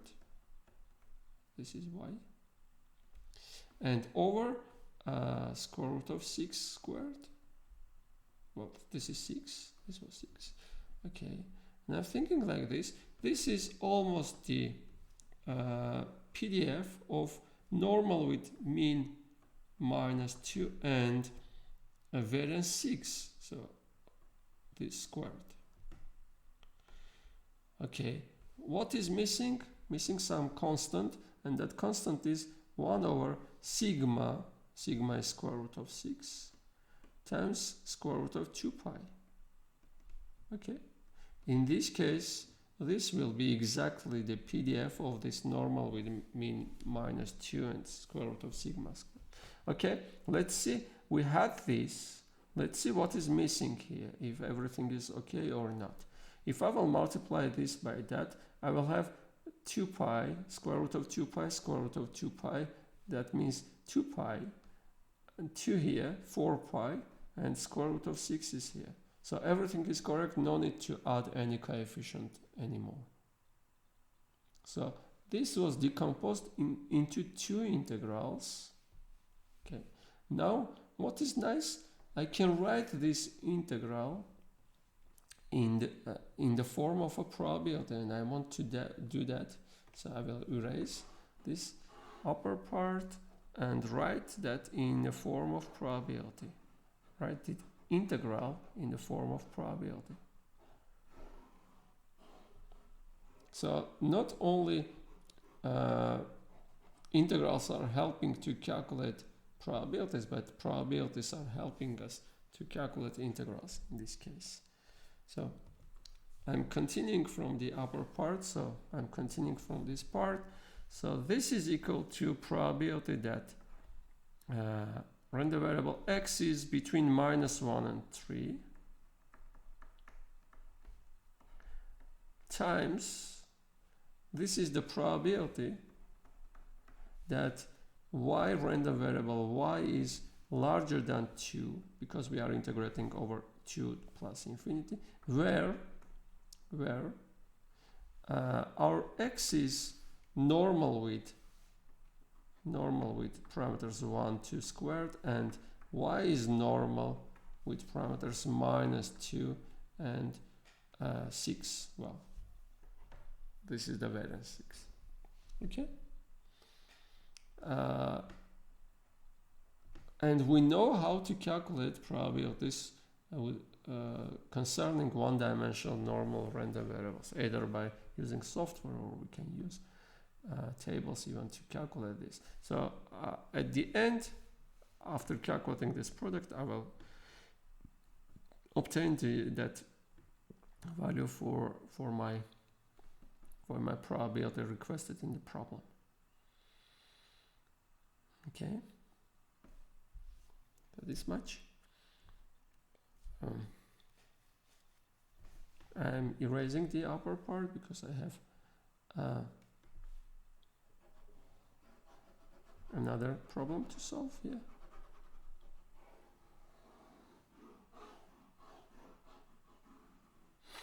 Now, by the way,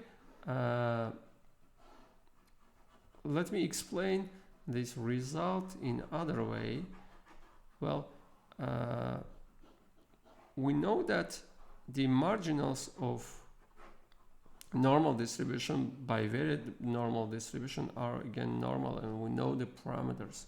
So why we haven't used that relationship here? Because we were asked to calculate. Let me switch to this part. So what I am talking about, we were asked to calculate this, and we have obtained the following. Well, in fact, from this we know that x is normal with mean mu and variance 4, or this is 2 squared, and y is normal with mean -2 and variance 6.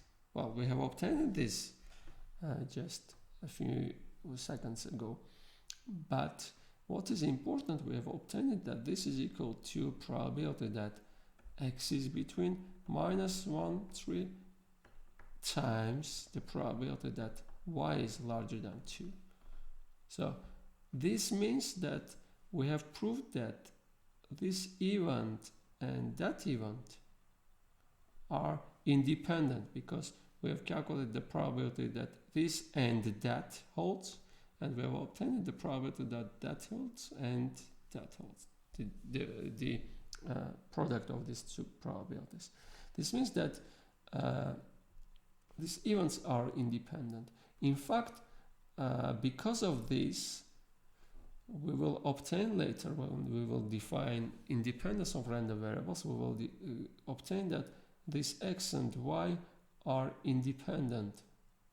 So normal coordinates, if we have multivariate normal with coordinates say x and y, and if covariance is 0 for that x and y, and then we will have that they are independent, and we can use this kind of formula to calculate. So we have obtained this formula, in fact, without using independence. Okay, so the other part is find marginals of x and y, and then level curves for the joint PDF. And then the other part is about R, and I will do that separately. So marginals on the level curves. Okay. So I will erase this.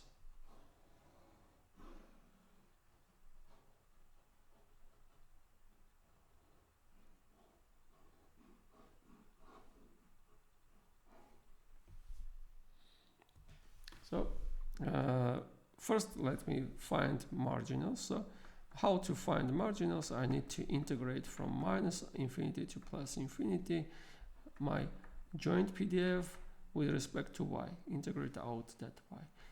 And I can plug this and try to integrate, so I'm plugging that.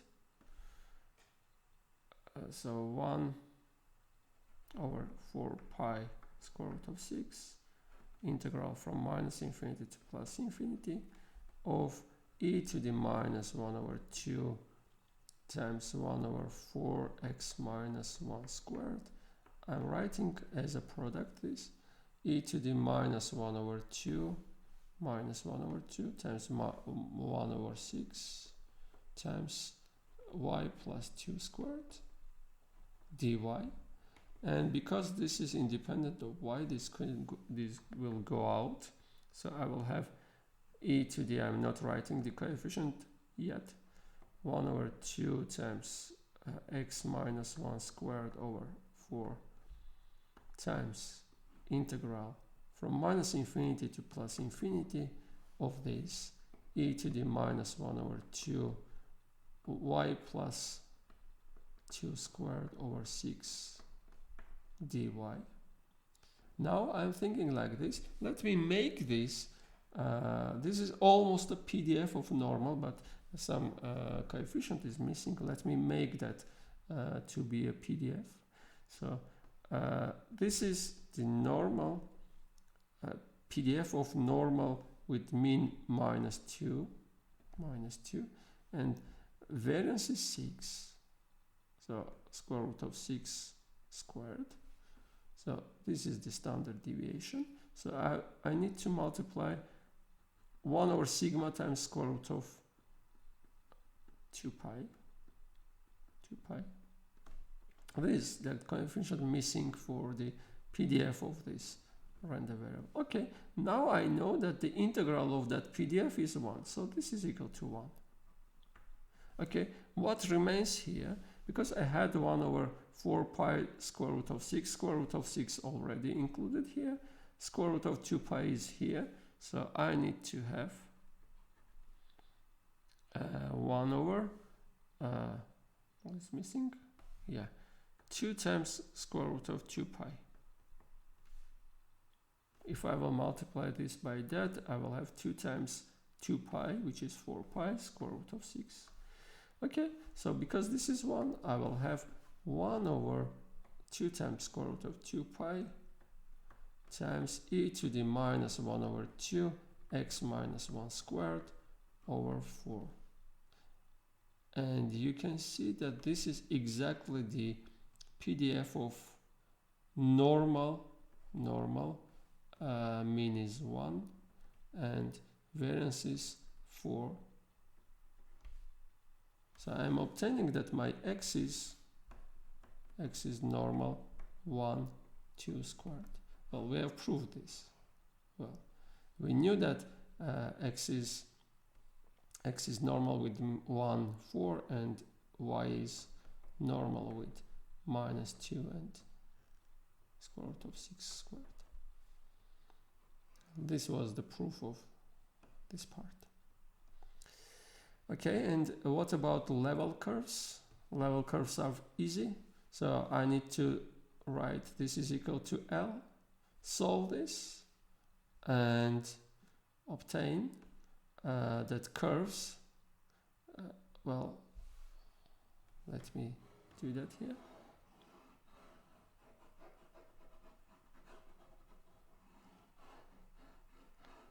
In this case, I will obtain ellipses because the variances are not equal to each other. I will have different axes, radiuses for x and y, different axes. Okay, so I'm erasing this, writing that part. So this is equal to L. L is running from 0 to the maximum of this. Maximum value of this will be 1. It will happen when this is 0, x is 1 and y is minus 2. And if this is 1, then L is between 0 and 1 over 4 pi square root of 6. So in this case we will have a non-empty level curve. So e to the minus 1 over 2, this power, I'm not writing that power, is equal to 4 pi square root of 6L. Taking logarithm minus 1 over 2, this is equal to logarithm of that, 4 pi square root of 6L, and multiplying by minus 2, I will have the following: 1 over 4 x minus 1 squared plus 1 over 6 y plus 2 squared is equal to minus 2 times logarithm 4 pi square root of 6L. Okay, and this means that this shape is a shape of ellipse. So it is the general form of that ellipse is something like this. So x minus a, let me write with not a but x0. So the general form of that ellipse is the following. So x minus x0 squared over a squared plus y minus y0 squared over b squared is equal to 1. So this is the general form of that ellipse. And we will have the center of this ellipse is at x0, y0. The center of this ellipse will be x is 1, y is minus 2, so minus 2, 1. And we will have an ellipse with this center. We can even calculate the length of semi-axis. Well, here the lengths are a or semi-radii, maybe a and b. And to obtain this a and b, we need to bring this to this side, divide by that, and we will have that numbers a and b. I will not do that, not so important. So generation is with separate video. Okay, and the next problem is with mu is 0, 0, mean is 0, sigma is with non-zero covariances, sorry, these are covariances, non-zero covariances. So check that sigma is symmetric, positive, definite. Well, it is symmetric. Positive definiteness is easy to check. So first order leading principal minor is the determinant of this, so 4, it is positive. Second order leading principal minor is the determinant of the whole matrix, so 36 minus 9, 27, which is positive. So it is symmetric, positive, definite. Write the joint PDF. Now I want to write the joint PDF of that vector xy. So the matrix is mu is 0, 0. Let me write here. And sigma is 4, 3, 3, 9. Okay, so what I need to calculate, determinant of 2 pi sigma first. So I'm multiplying all elements by 2 pi. So determinant of 2 pi times 4, 2 pi times 3, 2 pi times 3, and 2 pi times 9. So this is equal to this times that, I will have 4 pi squared times 36 minus 9, which is 4 pi squared times 27, and square root of this will be 2 pi times square root of 27. Now that quadratic quadratic form part, to that end I need to calculate the quadratic form of sigma minus 1, first sigma minus 1.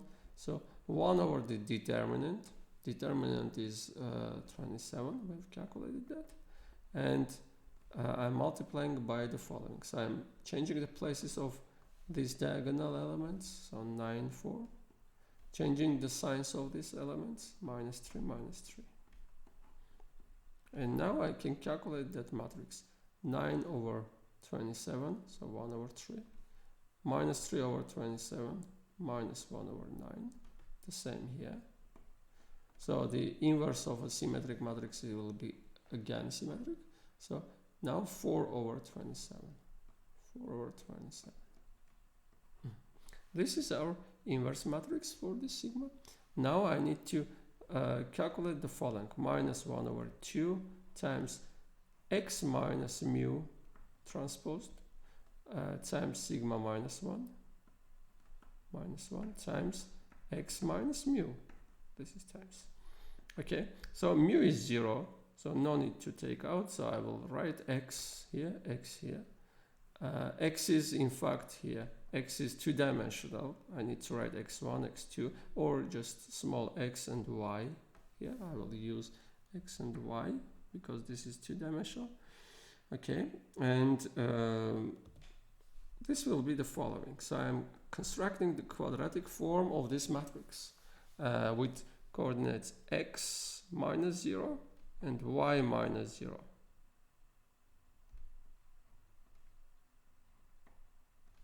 This vector is x minus 0, y minus 0, which is xy. So I will use xy here.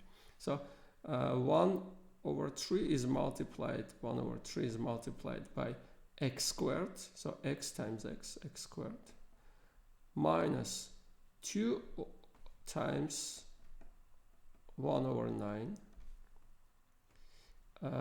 times x times y, plus 4 over 27 times y squared. So this is that quadratic form, and this needs to be in the power of exponent. Now I can erase this and write the joint PDF. So the problem was asking to write the joint PDF. So fxy is the following: 1 over the square root of the determinant of 2 pi sigma, square root of this, so 2 times pi square root of 27 times exponent and this power in the exponent, 1 over 3 x squared minus 2 over 9 xy plus 4 over 27 y squared. This is the joint PDF of our normal distribution with this mu and this sigma. Okay. So I'm erasing this, I will not use this.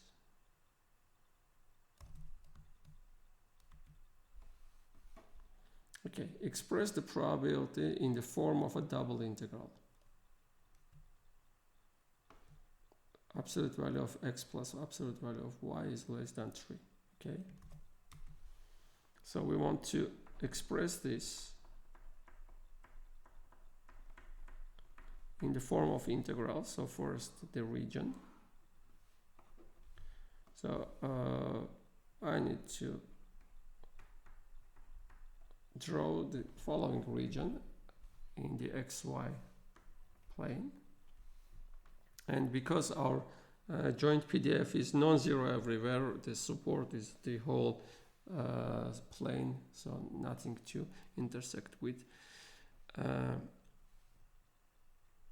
What I will have, I'm solving this and I'm getting the following. So absolute value of y is less than 3 minus absolute value of y.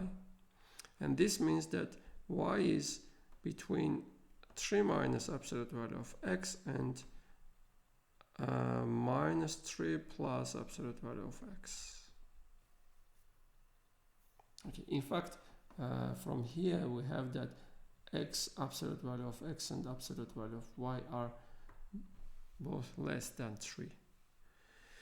Okay, so first this part, to obtain this I am drawing minus absolute value of x. So absolute value of x has this form, minus absolute value of x has this form, so something like this. This is the graph of minus absolute value of x. And this is minus absolute value of x plus 3. So I'm raising that to the point, okay, with these solid lines. This is 3. Okay, and the other part is I'm taking absolute value of x and lowering with 3 units, and I will have something like this. Well, this will be the same point. This point is 3, by the way, and that will pass through that point. This is 3. So I will obtain the following region. This is the region of my integration. Why is that? Because y is less than 3 minus absolute value of x, less than this, so under this, and above that, so above that. So I will have only this region. So this is my A, and I am integrating, double integrating over A, our joint PDF, dx dy. Okay, so this picture is a square, in fact. Well, is a square. We are integrating over this square. Well, we can do separately the integral with respect to A, iterated integral. First, with respect to x, x is changing from, well, this is minus 3, something is wrong here, minus 3. From minus 3 to 3. And y is changing from this point to that point, so from minus 3 plus absolute value of x to 3 minus absolute value of x. So if I will erase and write it in the iterated integrals form, but I will not calculate, that is not so easy to calculate these integrals. So I will write this is equal to integral from x is changing from minus 3 to 3 dx, and y is changing from this point. So this was this is absolute value of x minus 3, and the other one is minus absolute value of x plus 3, and our joint PDF dy. So this is the result. Find the marginal PDFs. Well, I will write the formula, but I will not calculate. Well, in fact, I can calculate. I will write the result, but the integration is technical. So I need to calculate this. And of course, I will obtain that x is normal with this mean and this variance, so 2 squared. And for y, I will obtain that y is normal with mean 0, this mean, and this variance, so 3 squared. So if we will do these calculations carefully, calculation of this integral and then integral with respect to x, we will obtain this result. Well, write the equation of level curves of the joint PDF. Well, we have obtained it, the joint PDF. I have erased that, and we can calculate, we can solve this fxy is equal to L to express x and y with one another. and that relationship will give the level curves for that joint PDF. In fact, in this case we will have ellipses, but the axis of that ellipsis will not be that x and y, but it will be rotated with some angle. You can try to do that by yourself. But generating random variate from this in R is easy. I will do that. I'm just entering this, and I am asking to generate, say, 1000 random points from that distribution.